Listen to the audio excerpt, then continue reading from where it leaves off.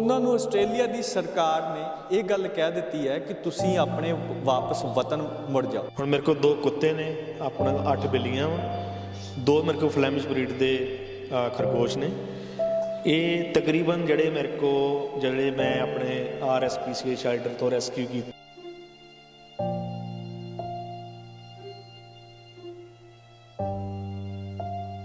ਇਹ ਸਾਡੇ ਬੱਚੇ ਆ, ਮੇਰੇ ਆਪਣੇ ਬੱਚੇ ਹੈ ਨਹੀਂ ਔਰ ਨਾ ਹੀ ਹੋ ਸਕਦੇ ਆ, ਬਿਕਾਜ਼ ਲਾਸਟ ਮਿਸਕੈਰੇਜ ਹੋਇਆ ਸੀ, 7 ਮਿਸਕੈਰੇਜਸ ਹੋਏ ਮੇਰੇ, ਔਰ ਲਾਸਟ ਮਿਸਕੈਰੇਜ ਹੋਇਆ ਸੀ 2015 ਦੇ ਵਿੱਚ, ਜਦੋਂ ਮੈਨੂੰ ਪਤਾ ਲੱਗਾ ਸੀਗਾ ਕਿ ਵੀ ਮੇਰਾ ਵੀਜ਼ਾ ਮਤਲਬ ਕੁਝ ਹੋ ਨਹੀਂ ਸਕਦਾ। ਉਸ ਸਟ੍ਰੈਸ ਦੇ ਚੱਕਰ ਵਿੱਚ ਸਭ ਕੰਮ ਖਰਾਬ ਹੋ ਗਿਆ, ਔਰ ਹੁਣ ਮੈਂ ਕਦੀ ਪ੍ਰੈਗਨੈਂਟ ਨਹੀਂ ਹੋ ਸਕਦੀ।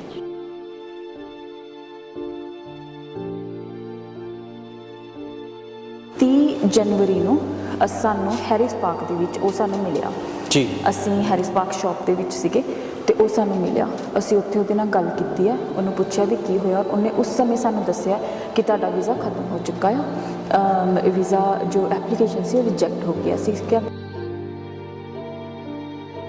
ਕਿ ਲਿਫਾਫੇ ਕਿਸ ਗੱਲ ਤੋਂ? ਇਹ ਇਸ ਕਰਕੇ ਭਾਜੀ ਜਦੋਂ ਹੁਣ ਮੀਂਹ ਜਾ ਕੇ ਨੇਰ ਨੂਰ ਜ਼ਿਆਦਾ ਆ ਜੇ, ਹਾਂਜੀ, ਤੇ ਜਾਨਵਰ ਹੁੰਦਾ ਪਿਆ ਥੱਲੇ, ਤੇ ਉਹਦੇ ਕਰਕੇ ਨਾ ਥੋੜੀ ਜਿਹੀ ਲੀਕੇਜ ਹੋ ਜਾਂਦੀ ਹੈ ਉੱਤੋਂ, ਕਿਉਂਕਿ ਪਲਾਈਆਂ ਮਰੀਨ ਪਲਾਈਆਂ ਮਾੜੀਆਂ ਵਿੱਚੋਂ ਥੋੜੀਆਂ ਜਿਹੀਆਂ, ਉਹਦੇ ਕਰਕੇ ਜੇ ਲੀਕੇਜ ਹੋਵੇ, ਪਾਣੀ ਨਾ ਪਵੇ, ਇਸ ਉਹਦੀ ਪ੍ਰੋਟੈਕਸ਼ਨ ਵਾਸਤੇ ਇਹ ਲਿਫਾਫੇ। ਔਰ ਇਹਦੇ ਥੱਲੇ ਤੁਸੀਂ ਸੌਂਦੇ ਹੋ? ਇਹਦੇ ਥੱਲੇ ਅਸੀਂ ਸੌਂਦੇ ਆ।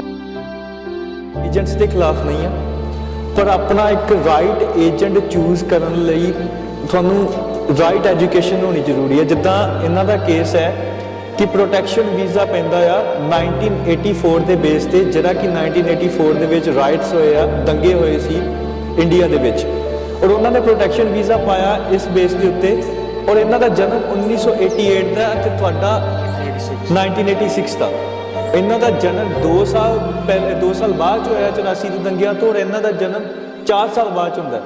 ਔਰ ਉਸ ਏਜੰਟ ਨੇ ਇਹ 1984 ਦੇ ਬੇਸ ਤੇ ਪ੍ਰੋਟੈਕਸ਼ਨ ਵੀਜ਼ਾ ਪਾਇਆ, ਜਿਸ ਤੋਂ ਕਿ ਇਹਨਾਂ ਦੀ ਸਾਰੀ ਕਹਾਣੀ ਵਿਗੜਦੀ ਇੱਥੋਂ ਤੱਕ ਵਿਗੜ ਗਈ ਕਿ ਸਰਕਾਰ ਨੇ ਇਹ ਗੱਲ ਕਹਿ ਦਿੱਤੀ ਕਿ ਤੁਹਾਨੂੰ ਆਸਟ੍ਰੇਲੀਆ ਛੱਡ ਕੇ ਵਾਪਸ ਇੰਡੀਆ ਜਾਣਾ ਪਏਗਾ। ਸਤਿ ਸ਼੍ਰੀ ਅਕਾਲ ਜੀ ਵਿਕਰਮ ਜੀ, ਸਤਿ ਸ਼੍ਰੀ ਅਕਾਲ ਨਵਿੰਦਰ ਜੀ, ਸਤਿ ਸ਼੍ਰੀ ਅਕਾਲ। ਠੀਕ ਠਾਕ ਹੋ ਤੁਸੀਂ? ਹਾਂਜੀ। ਤੇ ਜਿੱਦਾਂ ਮੈਂ ਕਹਾਣੀ ਸ਼ੁਰੂ ਕਰ ਦੂੰ, ਆਪਾਂ ਪਹਿਲਾਂ ਜਿਹੜੀ ਜਾਣਕਾਰੀ ਦਰਸ਼ਕਾਂ ਨੂੰ ਦੇਣੀ ਹੈ, ਕਿਹੜੇ ਸੰਨ ਦੇ ਵਿੱਚ ਤੁਸੀਂ ਆਸਟ੍ਰੇਲੀਆ ਦੀ ਧਰਤੀ ਤੇ ਆਏ ਸੀ ਤੇ ਕਿਹੜੇ ਕੋਰਸ ਦੇ ਵਿੱਚ ਆਏ ਸੀ? ਮੈਂ 2007 ਚ ਆਈ ਸੀ, ਕਮਰਸ਼ੀਅਲ ਕੁਕਰੀ ਦੇ ਬੇਸ ਤੇ ਆਈ ਸੀ ਟੇਫ ਦੇ ਵਿੱਚ ਜੀ। ਔਰ ਕਾਫੀ ਐਕਸਾਈਟਡ ਸੀ ਇੱਥੇ ਆਣਾ, ਬਿਕਾਜ਼ ਦੈਟ ਵਾਸ ਮੇਰਾ ਡ੍ਰੀਮ ਸੀ ਇੱਥੇ ਆਣਾ। ਤੇ ਜਦੋਂ 2007 ਚ ਆਏ, ਮੈਂ ਹਜੇ ਸਿਰਫ 18 ਦੀ ਹੋਈ ਸੀਗੀ ਜੀ, ਔਰ ਫੈਬਰਰੀ ਚ ਆਈ ਸੀ ਇੱਥੇ। ਮੇਰੇ ਇੱਥੇ ਕੋਈ ਦੋਸਤ ਜਾਂ ਕੋਈ ਫੈਮਿਲੀ ਨਹੀਂ ਸੀ, ਲੇਕਿਨ ਮੇਰੇ ਡੈਡ ਨੇ ਕੋਈ ਫਾਈਂਡ ਆਊਟ ਕੀਤਾ ਕਿ ਜਿਹਦੇ ਨਾਲ ਮੈਂ ਥੋੜਾ ਸ਼ਾਰਟ ਟਰਮ ਲਈ ਸਟੇ ਕਰ ਸਕਾਂ, ਔਰ ਉਸ ਤੋਂ ਬਾਅਦ ਮੈਂ ਆਪਣੇ ਆਪ ਕੁਛ ਕਰ ਹੀ ਲਵਾਂਗੀ। ਤੇ ਮੈਂ ਕੋਰਸ ਕਰਦੀ ਰਹੀ, ਜੌਬ ਵੀ ਕੀਤੀ ਉਹਦੇ ਵਿੱਚ। ਔਰ 2007 ਅਕਤੂਬਰ 'ਚ ਮੈਂ ਵਿਕ ਨੂੰ ਮਿਲੀ ਆ, ਆਪਣੇ ਹਸਬੈਂਡ ਨੂੰ, ਐਂਡ ਦੈਨ ਉੱਥੋਂ ਅਸੀਂ ਡਿਸਾਈਡ ਕੀਤਾ ਕਿ ਅਸੀਂ ਇੱਕ ਹੋਣਾ ਹੈਗਾ, ਅਸੀਂ ਵਿਆਹ ਕਰਨਾ। 2007 'ਚ ਤੁਹਾਡੀ ਮੈਰਿਜ ਹੁੰਦੀ ਹੈ? 2008 ਦੀ ਜਨਵਰੀ ਦੇ ਵਿੱਚ ਮੈਰਿਜ ਹੁੰਦੀ ਆ। ਮਮ ਡੈਡ ਨੂੰ ਮਨਾਉਣ ਨੂੰ ਥੋੜਾ ਟਾਈਮ ਲੱਗ ਗਿਆ, ਵਰਨਾ ਉਦੋਂ ਹੀ ਹੋ ਜਾਣੀ ਸੀ ਜੀ। ਤੇ 2008 ਵਿੱਚ ਹੁੰਦੀ ਹੈ। ਫਿਰ ਵੀਜ਼ਾ ਵਗੈਰਾ ਜੋ ਪ੍ਰੋਸੈਸ ਹੈਗਾ ਫਿਰ ਉਹ ਕਰਵਾਇਆ ਸੀਗਾ, ਸੋ ਕਿ ਇਹ ਮੇਰੇ ਨਾਲ ਐਜ਼ ਅ ਸਪਾਊਸ ਹੋ ਸਕਣ, ਡਿਪੈਂਡੈਂਟ ਵੀਜ਼ਾ ਹੋ ਸਕੇ। ਤੇ 2008 ਔਰ 2008 ਜਦੋਂ ਫਿਨਿਸ਼ ਹੋਣ ਵਾਲਾ ਸੀਗਾ, ਉਦੋਂ ਕਾਫੀ ਰੌਲਾ ਪੈ ਗਿਆ ਸੀਗਾ ਕਿ ਕੁਕਰੀ ਫਿਨਿਸ਼ ਹੋ ਰਹੀ ਹੈ, ਔਰ ਈਵਨ ਕਿ ਉਹਨਾਂ ਨੇ ਕਹਿ ਵੀ ਦਿੱਤਾ ਸੀਗਾ ਹੁਣ ਫਿਨਿਸ਼ ਹੋ ਗਈ ਹੈ, ਈਵਨ ਤੁਸੀਂ ਕੁਕਰੀ ਕਰ ਵੀ ਰਹੇ ਹੋ ਨਾ ਤਾਂ ਤੁਹਾਨੂੰ PR ਨਹੀਂ ਮਿਲੇਗੀ। ਲੇਕਿਨ ਫਿਰ ਵੀ ਕਿਹੜੇ ਸੰਨ ਦੀ ਗੱਲ ਹੈ? 2008 ਟੁਵਰਡਸ ਲਾਈਕ ਐਂਡ। ਉਦੋਂ ਤੁਸੀਂ ਐਡੀਲੇਡ ਸੀ? ਨਹੀਂ, ਅਸੀਂ ਸਿਡਨੀ ਦੇ ਵਿੱਚ ਹੀ ਆਏ ਹਾਂ। ਐਡੀਲੇਡ 'ਚ 5 ਸਾਲ ਪਹਿਲਾਂ ਆਏ ਹਾਂ, ਪਰ ਸ਼ੁਰੂ ਤੋਂ ਅਸੀਂ ਸਿਡਨੀ ਵਿੱਚ ਹੀ ਸੀ। ਮੈਂ ਸਿਡਨੀ ਵਿੱਚ ਆਈ ਸੀਗੀ, ਔਰ ਵੈਸਟ ਰਾਈਟ ਕਾਲਜ ਸੀ ਟੇਫ 'ਚ, ਜਿੱਥੇ ਮੈਂ ਆਪਣੀ ਸਟੱਡੀ ਕੰਪਲੀਟ ਕੀਤੀ। 2009 ਦੇ ਵਿੱਚ ਮੈਂ ਆਪਣੀ ਸਟੱਡੀ ਕੰਪਲੀਟ ਕੀਤੀ ਹੈ, ਈਵਨ ਦੋ ਸਾਰੇ ਪਾਸੇ ਰੌਲਾ ਪੈ ਰਿਹਾ ਸੀਗਾ ਕਿ ਹੁਣ ਕੁਕਰੀ ਨਿਕਲ ਗਈ ਹੈ। ਜਦੋਂ ਮੈਂ ਲਾਇਰ ਨੂੰ ਮਿਲੀ ਹਾਂ ਟੂ ਫਾਈਂਡ ਆਊਟ ਕਿ ਵੀ ਹੁਣ ਮੈਂ ਕੀ ਕਰ ਸਕਦੀ ਹਾਂ, ਕੋਈ ਹੋਰ ਐਵੇਨਿਊ ਹੈ ਮੇਰੇ ਵਾਸਤੇ, ਉਹਨਾਂ ਨੇ ਮੈਨੂੰ ਰეკਮੈਂਡ ਕੀਤਾ ਬਿਜ਼ਨਸ ਮੈਨੇਜਮੈਂਟ। ਔਰ ਮੈਂ ਬਿਜ਼ਨਸ ਮੈਨੇਜਮੈਂਟ 1.5 ਸਾਲ ਕੀਤਾ ਸੀ, just before I get my certificate. ਮੈਨੂੰ ਦੁਬਾਰਾ ਫਿਰ ਮੈਂ ਉਹਨਾਂ ਨੂੰ ਮਿਲੀ ਹਾਂ, ਬਿਜ਼ਨਸ ਮੈਨੇਜਮੈਂਟ ਖਤਮ ਹੋ ਗਿਆ, ਕਹਿੰਦੇ ਡਿਪਲੋਮਾ ਆਫ IT ਕਰ ਲਓ। ਔਰ ਮੈਂ ਕਿਹਾ ਚਲੋ ਠੀਕ ਆਪਾਂ ਉਹ ਕਰ ਲੈਂਦੇ ਹਾਂ, ਕਿਉਂਕਿ ਮੈਂ ਟਾਈਮ ਜ਼ਿਆਦਾ ਵੇਸਟ ਕਰਨਾ ਨਹੀਂ ਸੀ ਚਾਹੁੰਦੀ। ਸੋ ਬਿਨਾਂ ਉਹਨੂੰ ਫਿਨਿਸ਼ ਕਰੇ ਮੈਂ ਡਿਪਲੋਮਾ ਆਫ IT ਕਰ ਲਿਆ। ਡਿਪਲੋਮਾ ਆਫ ਆਈਟੀ ਫਿਨਿਸ਼ ਹੋਣ ਤੋਂ ਬਾਅਦ ਮੈਨੂੰ ਰეკਮੈਂਡ ਕੀਤਾ ਗਿਆ ਕਿ ਬੈਚਲਰਸ ਕਰਨਾ ਜ਼ਰੂਰੀ ਹੈ, only then you get a permanent residence. Same agent ਕੋ? ਹਾਂਜੀ, ਸੇਮ ਏਜੰਟ ਕੋ। ਤੇ ਉਹਨਾਂ ਨੇ ਮੇਰਾ ਕਰਵਾਇਆ, ਬੈਚਲਰਸ ਦੇ ਵਿੱਚ ਮੈਂ ਐਡਮਿਸ਼ਨ ਲਿੱਤੀ ਔਰ ਉਸ ਟਾਈਮ ਦੇ ਉੱਤੇ ਮੈਂ ਕਾਫੀ ਬਿਮਾਰ ਰਹਿ ਰਹੀ ਸੀਗੀ because of my miscarriages and all, ਤੇ ਮੈਂ ਕੰਪਲੀਟ ਕਰ ਲਿਆ ਲੇਕਿਨ ਫਿਰ ਵੀ ਲੇਕਿਨ ਬੈਚਲਰਸ ਆਫ ਆਈਟੀ ਦੇ ਵਿੱਚ ਵੀ ਉਹਨਾਂ ਨੇ ਨਿਕਾਲ ਦਿੱਤੀ ਜੀ। ਔਰ ਉਸ ਬਾय दैट टाइम ऑलरेडी 2013 हो चुकी ਸੀਗੀ ਜਦੋਂ ਤੱਕ ਮੈਂ ਬੈਚਲਰਸ ਖਤਮ ਕੀਤੀ ਆਪਣੀ ਸਾਰੀ ਕੰਪਲੀਟ ਕਰੀ ਆ। ਉਸ ਤੋਂ ਬਾਅਦ ਮੈਂ ਨਾ ਕੋਈ 2000 ਜਦੋਂ 2013 ਹੋ ਗਈ ਫਿਰ ਮੈਂ ਕਿਹਾ ਉਸ ਲਾਇਰ ਕੋਲ ਜਾਣ ਦਾ ਕੋਈ ਫਾਇਦਾ ਨਹੀਂ ਹੈ। ਮੈਂ ਹੋਰ ਵੀ ਕਾਫੀ ਲਾਇਰਸ ਦੇ ਕੋਲੋਂ ਅਪਾਇੰਟਮੈਂਟ ਲਿੱਤੀ, ਫਾਈਂਡ ਆਊਟ ਕਰਨ ਦੀ ਕੋਸ਼ਿਸ਼ ਕੀਤੀ ਵੀ ਕੀ ਕਰ ਸਕਦੀ ਹਾਂ। ਸਭ ਨੇ ਰეკਮੈਂਡ ਕੀਤਾ ਕਿ ਅਕਾਊਂਟਿੰਗ ਕਰ ਲਾਂ, ਉਹਦੇ ਨਾਲ ਕੀ ਹੋਏਗਾ ਕਿ ਮੈਨੂੰ ਟਾਈਮ ਵੀ ਮਿਲ ਜਾਏਗਾ, ਸਟੂਡੈਂਟ ਵੀਜ਼ਾ ਐਕਸਟੈਂਡ ਹੋ ਜਾਏਗਾ ਕਿਉਂਕਿ ਮੇਰਾ ਸਟੂਡੈਂਟ ਵੀਜ਼ਾ ਖਤਮ ਹੋ ਰਿਹਾ ਸੀ, ਸਿਰਫ 1 ਮਹੀਨਾ ਰਹਿ ਗਿਆ ਸੀਗਾ ਜੀ। ਔਰ ਮੈਨੂੰ ਫਿਰ ਉਹਨਾਂ ਨੇ ਕਿਹਾ ਵੀ ਚਲੋ ਤੁਸੀਂ ਇੱਕ ਸਟੂਡੈਂਟ ਵੀਜ਼ਾ ਐਕਸਟੈਂਡ ਹੋ ਜਾਏਗਾ ਔਰ ਬਾय ਦ ਟਾਈਮ ਜਦੋਂ ਔਰ ਅਕਾਊਂਟਿੰਗ ਦੇ ਬੇਸ ਤੇ ਫਿਰ ਆਪਾਂ ਕੋਈ ਐਵਨਿਊ ਲੱਭ ਲਾਂਗੇ, ਕੁਝ ਦੇਖ ਲਾਂਗੇ ਵੀ ਕੀ ਹੋ ਸਕਦਾ ਹੈ। ਮੈਂ ਕਿਹਾ ਚਲੋ ਠੀਕ ਆ। ਫਿਰ 2014 ਮਾਰਚ ਵਿੱਚ ਮੇਰਾ ਜੋ ਫਰੈਂਡ ਸੀ ਜਿਹਦੇ ਨਾਲ ਮੈਂ ਟੇਫ ਦੇ ਵਿੱਚ ਸਟੱਡੀ ਕੀਤੀ ਸੀ, ਕਰੀਮ ਉਹਦਾ ਨਾਮ ਸੀ ਜੀ, ਉਸ ਨੂੰ ਅਸੀਂ ਮਿਲੇ ਆ। ਲਾਈਕ ਉਹ ਸਾਨੂੰ ਮੋਰ ਲਾਈਕ ਉਹਨੇ ਸਾਨੂੰ ਫਾਈਂਡ ਆਊਟ ਕੀਤਾ ਫੇਸਬੁੱਕ ਦੇ ਥਰੂ, ਕੰਟੈਕਟ ਕੀਤਾ ਸਾਨੂੰ ਔਰ ਉਹਨੇ ਕਿਹਾ ਕਿ ਉਹਦੇ ਕੋਲ ਲਾਇਰ ਆ ਜੀ ਜੋ ਸਾਡੀ ਹੈਲਪ ਕਰੇਗਾ PR ਲੈਂਡ ਵਿੱਚ ਔਰ ਕੁਕਰੀ ਦੇ ਬੇਸ ਤੇ ਕਰੇਗਾ। ਅਸੀਂ ਕਿਹਾ ਚਲੋ ਠੀਕ ਆ, ਅਸੀਂ ਮਿਲ ਲੈਂਦੇ ਹਾਂ। ਉਹਨਾਂ ਨੇ ਸਾਡੇ ਤੋਂ ਕਾਫੀ ਵੱਡੀ ਰਕਮ ਮੰਗੀ ਔਰ ਅਸੀਂ ਕਿਹਾ ਵੀ ਚਲੋ ਦੇਖ ਲੈਂਦੇ ਹਾਂ ਕੀ ਹੋ ਸਕਦਾ। ਔਰ ਉਹਨੇ ਬਾਕਾਇਦਾ ਪੇਪਰ ਦੇ ਉੱਤੇ ਲਿਖਿਆ ਸੀਗਾ ਵੀ ਉਹਨੂੰ ਕਿਉਂ ਚਾਹੀਦੀ ਆ। ਸੋ ਅਨਲਾਈਕ ਅਦਰ ਡਿਟੇਲਸ ਦਿੱਤੀਆਂ ਸੀ ਕਿ ਆ ਚੀਜ਼ਾਂ ਇੰਨਾ ਤੁਹਾਡਾ ਬਿੱਲ ਬਣ ਗਿਆ। ਹਾਂਜੀ, ਉਹਨਾਂ ਨੇ ਦਿੱਤਾ ਸੀ ਜਿਵੇਂ ਕਿ ਆਪਾਂ ਕਿਸੇ ਹੋਰ ਲਾਇਰ ਕੋ ਜਾਂਦੇ ਸੀ। ਔਰ ਉਹਨਾਂ ਤੁਹਾਨੂੰ ਇਹ ਕਮਿਟਮੈਂਟ ਕੀਤੀ ਸੀ ਕਿ ਕੁਕਰੀ ਦੇ ਵਿੱਚ ਮੈਂ PR ਦਵਾਉਂਗਾ। ਹਾਂਜੀ, ਉਹਨਾਂ ਨੇ ਇਹ ਕਿਹਾ ਸੀਗਾ ਕਿ PR ਦਵਾਵਾਂਗਾ। ਪਹਿਲੀ ਗੱਲ ਸੀਗੀ ਡਾਇਰੈਕਟ ਸਟ੍ਰੀਮ ਜੋ ਬਿਲਕੁਲ ਉਹ ਪੋਸੀਬਲ ਨਹੀਂ ਸੀ ਕੁਕਰੀ ਦੇ ਵਿੱਚ। ਫਿਰ ਉਹਨਾਂ ਨੇ ਕਿਹਾ ਸੀਗਾ ਵੀ ਉਹਦਾ ਇੱਕ ਕੁਈਨਜ਼ਲੈਂਡ ਦੇ ਵਿੱਚ ਉਹਦੀ ਇੱਕ ਬੁੱਚਰ ਸ਼ਾਪ ਹੈ। ਔਰ ਤੁਹਾਡੇ ਕੋਲ ਉਸ ਟਾਈਮ ਵੀਜ਼ਾ ਹੈ ਸੀ? ਹਾਂਜੀ, ਉਸ ਸਮੇਂ ਮੇਰੇ ਕੋਲ ਵੀਜ਼ਾ ਸੀ, ਸਟੂਡੈਂਟ ਵੀਜ਼ਾ। ਹਾਂਜੀ, ਮੇਰਾ ਵੀਜ਼ਾ ਮੈਨੂੰ ਮਾਰਚ 'ਚ ਮਿਲੀ ਆ। ਮੇਰਾ ਵੀਜ਼ਾ 2014 ਅਗਸਤ ਵਿੱਚ ਖਤਮ ਹੋ ਰਿਹਾ ਸੀ, 30th of August ਮੇਰਾ ਵੀਜ਼ਾ ਖਤਮ ਹੋ ਰਿਹਾ ਸੀਗਾ। ਤੇ ਅਨਲਾਈਕ ਜਿੰਨੇ ਵੀ ਹੋਰ ਵਕੀਲਾਂ ਨੂੰ ਮੈਂ ਕਾਫੀ ਟਾਈਮ ਲੱਗ 7 ਸਾਲ ਹੋ ਚੁੱਕੇ ਸੀ, ਮੈਨੂੰ 8 ਸਾਲ ਹੋ ਚੁੱਕੇ ਸੀ। ਉਹਨਾਂ ਟਾਈਮ ਦੇ ਵਿੱਚ ਮੈਂ ਜਦੋਂ ਸਭ ਨੂੰ ਮਿਲੀ ਆ, ਉਹਨਾਂ ਨੇ ਕਿਹਾ ਸੀਗਾ ਕਿ ਪੈਸੇ ਦੇ ਦਿਓ, ਕੋਈ ਐਕਸਪਲੇਨੇਸ਼ਨ ਨਹੀਂ ਸੀਗੀ ਵੀ ਇੱਕ ਤਰ੍ਹਾਂ ਦੀ like you buying your permanent residence. ਮੈਨੂੰ ਮਨਜ਼ੂਰ ਨਹੀਂ ਸੀਗਾ ਕਿਉਂਕਿ ਸਕਿੱਲ ਹੈ, ਟੈਲੈਂਟ ਹੈ। ਔਰ ਜੇਕਰ ਅਸੀਂ ਸਪਾਂਸਰਸ਼ਿਪ ਲਈ ਵੀ ਜਾਂਦੇ ਸੀ ਰੈਸਟੋਰੈਂਟ ਦੇ ਵਿੱਚ, ਕੋਈ ਰੈਸਟੋਰੈਂਟ ਨੂੰ ਅਪਰੋਚ ਕਰਦੇ ਸੀ ਤਾਂ ਉਹੀ ਕਹਿੰਦੇ ਸੀਗੇ ਵੀ ਹਾਂਜੀ ਇਹ ਤਾਂ ਮਾਰਕੀਟ ਪ੍ਰਾਈਸ ਹੈਗਾ, $30,000 to $35,000 ਤੁਹਾਨੂੰ ਦੇਣ ਪੈਣਗੇ ਤੇ ਤੁਹਾਨੂੰ ਅਸੀਂ ਸਪਾਂਸਰ ਕਰ ਦਿੰਦੇ ਹਾਂ, GST ਵਗੈਰਾ ਅਲੱਗ ਪੇ ਕਰਨੀ ਪਏਗੀ, ਜੋ ਮਨਜ਼ੂਰ ਨਹੀਂ ਸੀਗਾ। ਲੇਕਿਨ ਜਦੋਂ ਉਸ ਵਕੀਲ ਨੂੰ ਮਿਲਿਆ, ਉਹ ਬਹੁਤ ਜ਼ਿਆਦਾ ਜਿਸ ਤਰੀਕੇ ਨਾਲ ਉਸਨੇ ਐਕਸਪਲੇਨੇਸ਼ਨ ਦਿੱਤੀ ਆ, ਸਾਨੂੰ ਉੱਤੇ ਵਿਸ਼ਵਾਸ ਹੋ ਗਿਆ ਜੀ। ਸੋ ਉਸੇ ਟਾਈਮ ਦੇ ਉੱਤੇ ਉਹਨੂੰ ਅਸੀਂ ਪੈਸੇ ਟ੍ਰਾਂਸਫਰ ਕੀਤੇ, 5,000 ਉਹਨੂੰ ਉਸੇ ਸਮੇਂ ਦਿੱਤਾ ਸੀਗਾ ਸਾਈਨਿੰਗ ਅਮਾਊਂਟ ਦੇ ਤੌਰ ਦੇ ਉੱਤੇ। ਉਸ ਤੋਂ ਬਾਅਦ ਉਹਨੂੰ ਹੌਲੀ ਹੌਲੀ ਕਰਕੇ ਜੋ $30,000 ਉਹਨੂੰ ਜੋ ਅਸੀਂ ਪੇ ਕੀਤਾ ਸੀਗਾ। ਉਸ ਸਮੇਂ ਮੈਂ ਕਾਲ ਸੈਂਟਰ 'ਚ ਕੰਮ ਕਰਦੀ ਪਈ ਸੀਗੀ ਜੀ। ਔਰ ਉਹਨੇ ਸਾਨੂੰ ਇਹ ਗੱਲ ਕਹੀ ਸੀਗੀ ਕਿ ਉਹਨੇ ਐਪਲੀਕੇਸ਼ਨ ਲਾਂਚ ਕਰ ਦਿੱਤੀ ਹੋਈ ਆ, ਸਭ ਪ੍ਰੋਸੈਸ ਹੋ ਗਿਆ ਹੋਇਆ ਆ। ਈਵਨ ਦੋ ਅਸੀਂ ਕੋਈ ਐਪਲੀਕੇਸ਼ਨ ਤੇ ਸਾਈਨ ਨਹੀਂ ਸੀ ਕੀਤਾ। ਦਿਨ ਬਰ ਦਿਨ ਜਦੋਂ ਵੀਜ਼ਾ ਖਤਮ ਹੋ ਰਿਹਾ ਸੀ, ਅਸੀਂ ਵੀ ਐਂਕਸ਼ੀਅਸ ਹੋ ਰਹੇ ਸੀਗੇ। ਪਰ ਉਹਨੇ ਕਿਹਾ ਕਿ ਜਦੋਂ 2014 ਅਗਸਤ ਵਿੱਚ ਮੇਰਾ ਵੀਜ਼ਾ ਖਤਮ ਹੋਏਗਾ ਨਾ, ਮਿਡਨਾਈਟ ਮੇਰਾ ਬ੍ਰਿਜਿੰਗ ਵੀਜ਼ਾ ਸ਼ੁਰੂ ਹੋ ਜਾਏਗਾ, ਵਿਚ ਐਕਚੁਅਲੀ ਹੈਪਨਡ। ਉਹ ਵੀਜ਼ਾ ਮੇਰਾ ਸ਼ੁਰੂ ਹੋ ਗਿਆ, ਮੈਂ ਆਪਣੇ ਵੈਬੋ ਦੇ ਉੱਤੇ ਦੇਖਿਆ।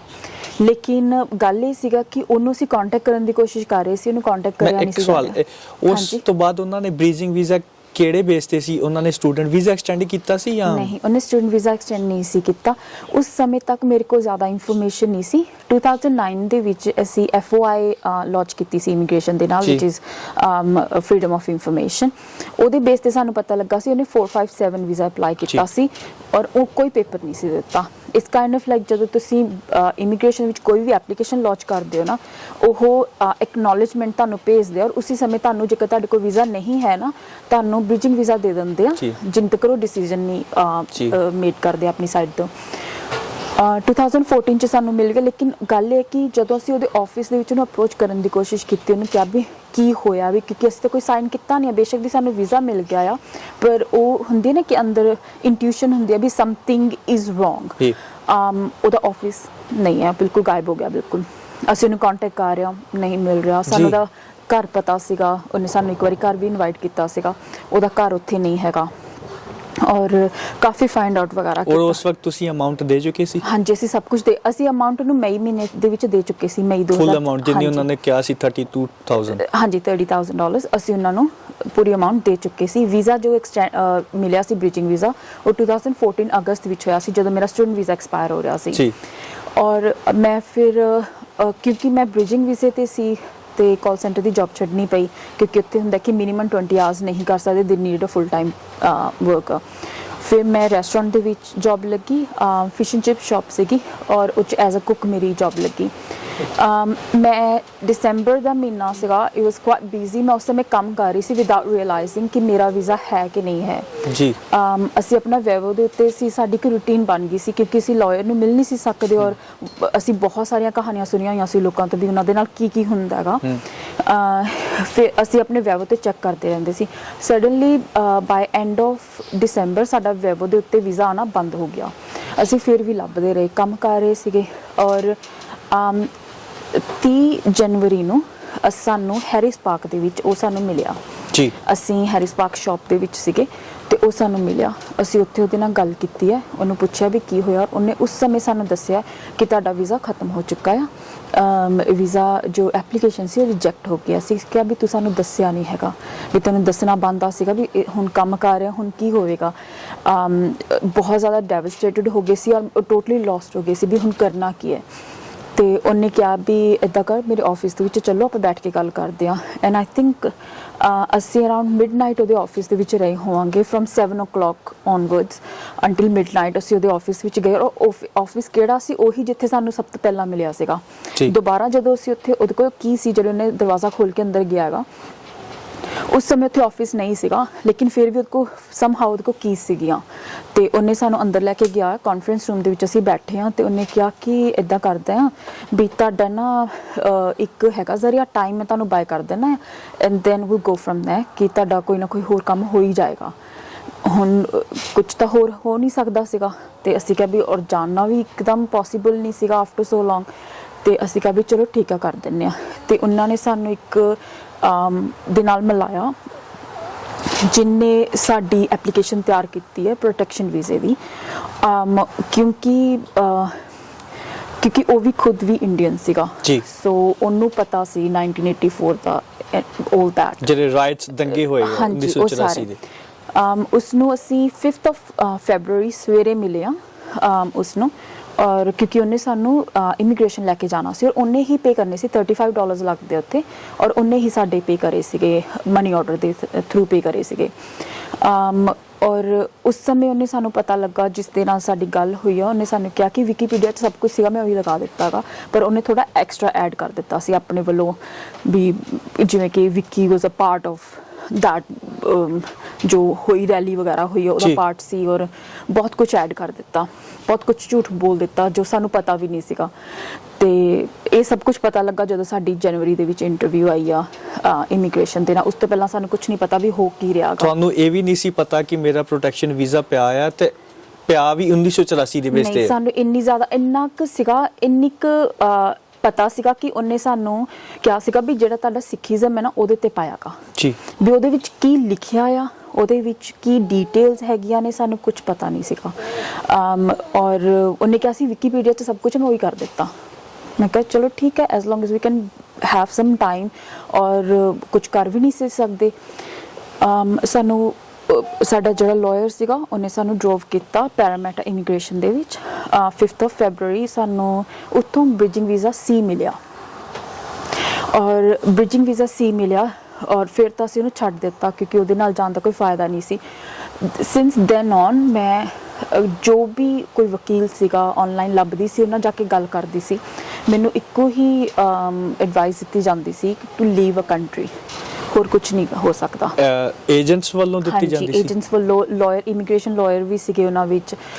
ਉਹਨਾਂ ਨੇ ਸਾਨੂੰ ਇਹੀ ਕਰਿਆ ਵੀ ਜੋ ਕਰਿਆ ਉਹ ਗਲਤ ਹੈ। ਪਰ ਤੁਹਾਡੇ ਕੋਲ ਤਾਂ ਬ੍ਰਿਜਿੰਗ ਵੀਜ਼ਾ ਸੀ ਨਾ? ਹਾਂਜੀ ਸੀ ਸੀਗਾ, ਲੇਕਿਨ ਕਿਉਂਕਿ ਮੈਂ ਅਨਲੌਫੁਲੀ ਰਹਿ ਰਹੀ ਸੀ ਵਿਦਆਊਟ ਰੀਅਲਾਈਜ਼ਿੰਗ, ਕਿਉਂਕਿ 2014 ਅਗਸਤ ਵਿੱਚ ਜਦੋਂ ਮੈਨੂੰ ਬ੍ਰਿਜਿੰਗ ਵੀਜ਼ਾ ਇਹ ਮਿਲਿਆ ਵਾ, ਆਫਟਰ ਅਪਲਾਈਂਗ 457 ਜੋ ਮੇਰੇ ਲਾਇਰ ਨੇ ਅਪਲਾਈ ਕੀਤਾ ਸੀ, ਜਿਹੜਾ ਫਸਟ ਟਾਈਮ ਜਿਹੜਾ ਸੀਗਾ, ਉਹਨੇ ਅਪਲਾਈ ਕੀਤਾ ਸੀ। ਜਦੋਂ ਮੇਰੀ ਐਪਲੀਕੇਸ਼ਨ ਰਿਜੈਕਟ ਹੋਈ ਹੈ ਮੈਨੂੰ ਪਤਾ ਨਹੀਂ ਸੀ।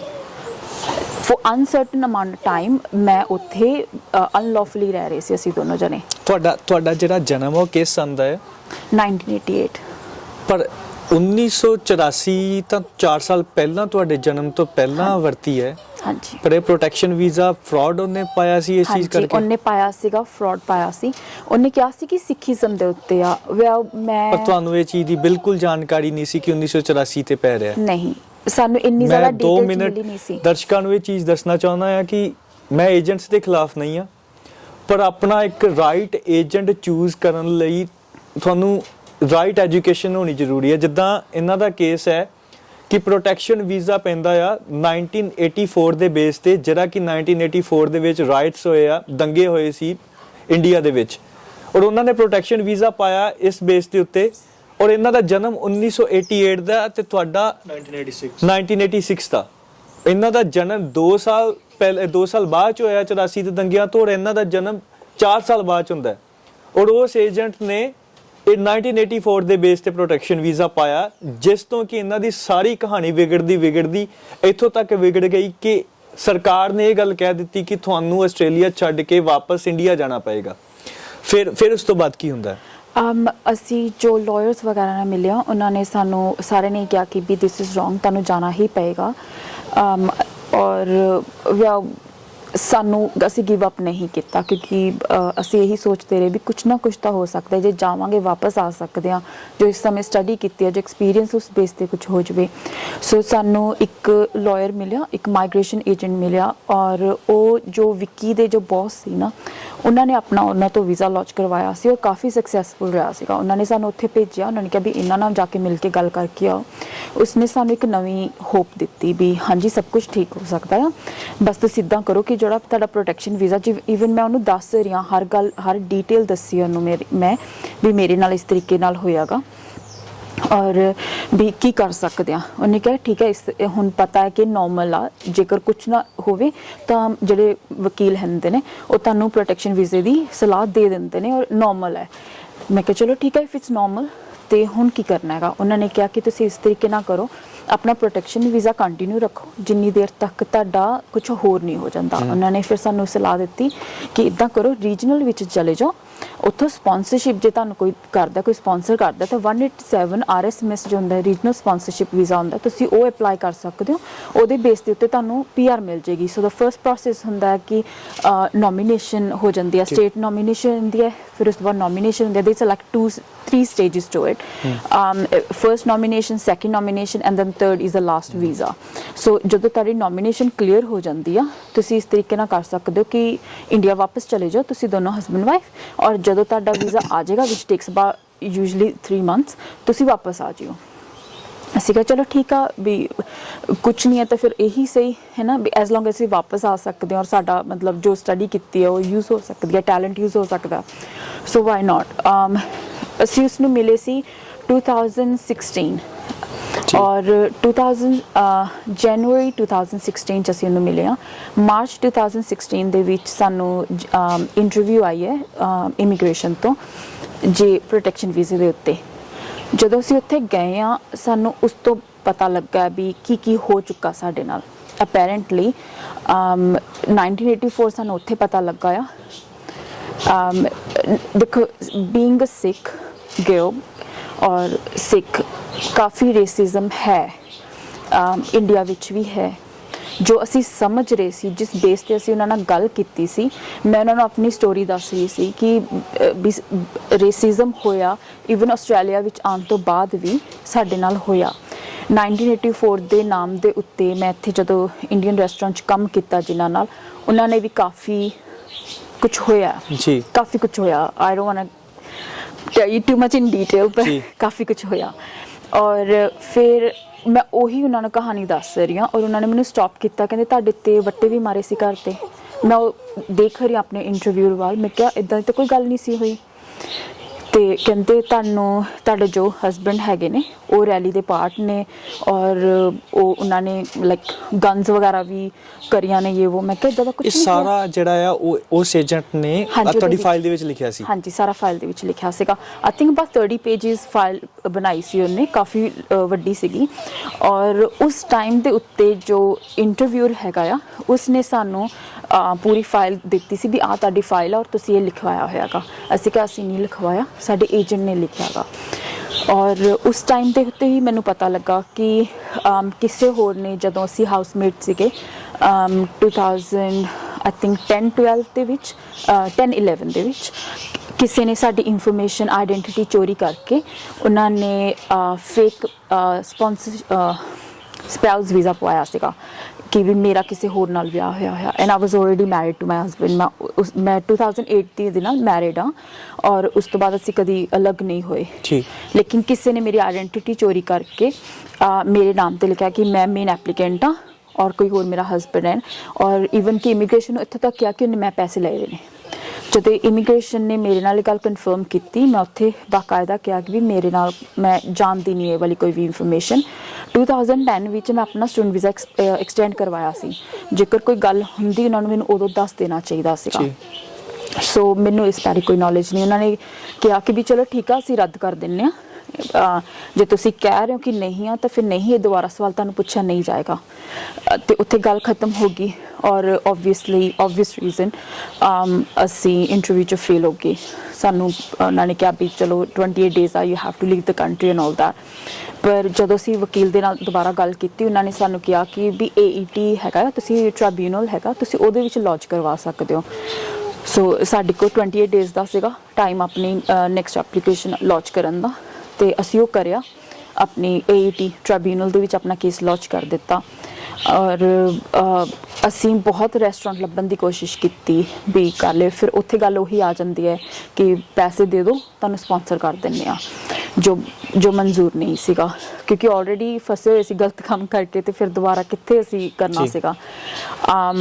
ਫਿਰ ਅਸੀਂ ਕੀ ਕੀਤਾ ਵੀ ਚਲੋ ਇਸ ਦਾ ਕਰਦੇ ਹਾਂ, ਅਸੀਂ ਖੁਦ ਹੀ ਰੈਸਟੋਰੈਂਟ ਖੋਲ੍ਹ ਲੈਂਦੇ ਹਾਂ ਵੀ ਜੇਕਰ ਕੋਈ ਦੇ ਹੀ ਨਹੀਂ ਰਿਹਾ। ਕਿਉਂਕਿ ਅਸੀਂ ਪੂਰਾ 2016 ਤੋਂ 2017 ਫੈਬਰੂਰੀ ਤੱਕ ਅਸੀਂ ਵੇਟ ਕਰਿਆ ਔਰ ਹਰ ਇੱਕ ਰੈਸਟੋਰੈਂਟ ਨੂੰ ਫੋਨ ਕਰਿਆ ਜਿਸ ਨੂੰ ਅਸੀਂ ਕਰ ਸਕਦੇ ਸੀ, ਔਰ ਹਰ ਪਾਸੇ ਸਿਰਫ ਨਿਰਾਸ਼ਾ ਹੱਥ ਆਈ।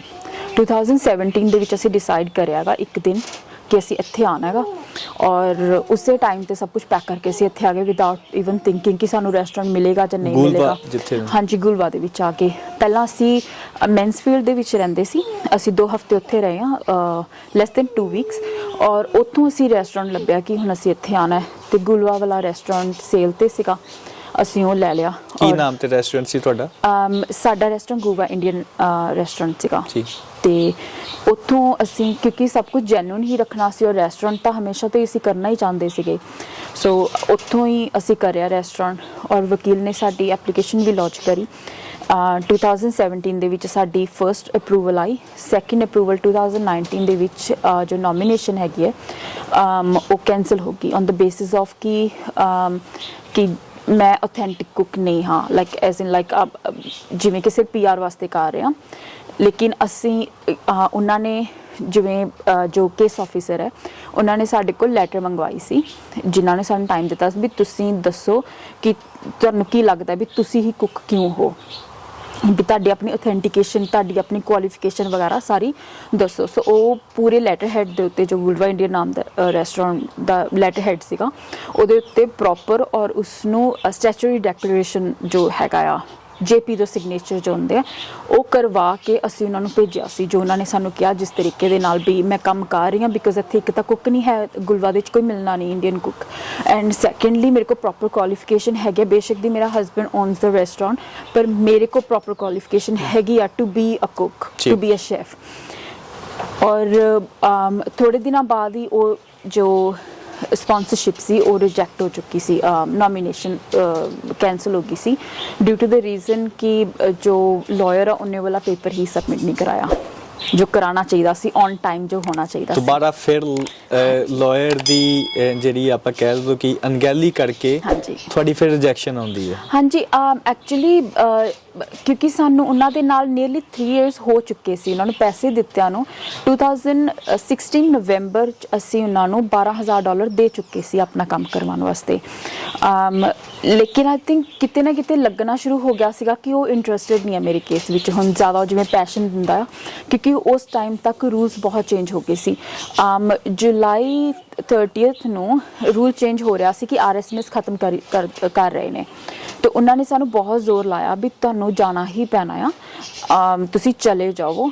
ਲੇਕਿਨ ਗੱਲ ਇਹ ਫਿਰ ਉੱਥੇ ਆ ਜਾਂਦੀ ਹੈ ਕਿ ਜਿਹੜਾ ਲਾਇਰ ਸੀ ਸਾਨੂੰ ਪ੍ਰੋਪਰ ਦੱਸ ਨਹੀਂ ਸੀ ਰਿਹਾ ਵੀ ਜੇ ਜਾਣਦੇ ਹਾਂ ਤਾਂ ਵੀ ਕਿੰਨੇ % ਚਾਂਸਸ ਆ ਕਿ ਅਸੀਂ ਵਾਪਸ ਆਵਾਂਗੇ। ਹੁਣ ਜਿਵੇਂ ਅਸੀਂ ਜੇ ਚਲੇ ਜਾਂਦੇ ਔਰ ਸਾਡੀ ਨੋਮੀਨੇਸ਼ਨ ਪਿੱਛੇ ਕੈਂਸਲ ਹੋ ਜਾਂਦੀ ਤਾਂ ਫਿਰ ਉਹਦੇ ਵਿੱਚ ਤਾਂ ਕੋਈ ਚਾਂਸਸ ਹੀ ਨਹੀਂ ਸੀ ਸਾਡੇ ਆਉਂਦੇ। ਐਂਡ ਸੈਕੰਡਲੀ ਗੱਲ ਇਹ ਸੀ ਕਿ ਜੋ ਰੈਸਟੋਰੈਂਟ ਸੀ ਕੋਈ ਹੋਰ ਓਨ ਨਹੀਂ ਸੀ ਕਰ ਰਿਹਾ, ਅਸੀਂ ਖੁਦ ਓਨ ਕਰ ਰਹੇ ਸੀ ਔਰ ਖੁਦ ਹੀ ਚਲਾਉਂਦੇ ਸੀ।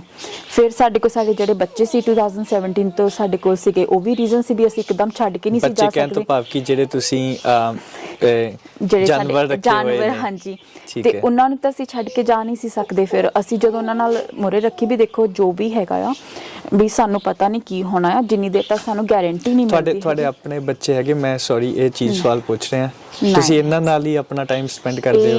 ਇਹੀ ਸਾਡੇ ਬੱਚੇ ਆ, ਮੇਰੇ ਆਪਣੇ ਬੱਚੇ ਹੈ ਨਹੀਂ ਔਰ ਨਾ ਹੀ ਹੋ ਸਕਦੇ ਆ, ਬਿਕਾਜ਼ ਲਾਸਟ ਮਿਸਕੈਰੇਜ ਹੋਇਆ ਸੀ, 7 ਮਿਸਕੈਰੇਜਸ ਹੋਏ ਮੇਰੇ, ਔਰ ਲਾਸਟ ਮਿਸਕੈਰੇਜ ਹੋਇਆ ਸੀ 2015 ਦੇ ਵਿੱਚ, ਜਦੋਂ ਮੈਨੂੰ ਪਤਾ ਲੱਗਾ ਸੀਗਾ ਕਿ ਵੀ ਮੇਰਾ ਵੀਜ਼ਾ ਮਤਲਬ ਕੁਝ ਹੋ ਨਹੀਂ ਸਕਦਾ। ਉਸ ਸਟ੍ਰੈਸ ਦੇ ਚੱਕਰ ਵਿੱਚ ਸਭ ਕੰਮ ਖਰਾਬ ਹੋ ਗਿਆ ਔਰ ਹੁਣ ਮੈਂ ਕਦੀ ਪ੍ਰੈਗਨੈਂਟ ਨਹੀਂ ਹੋ ਸਕਦੀ।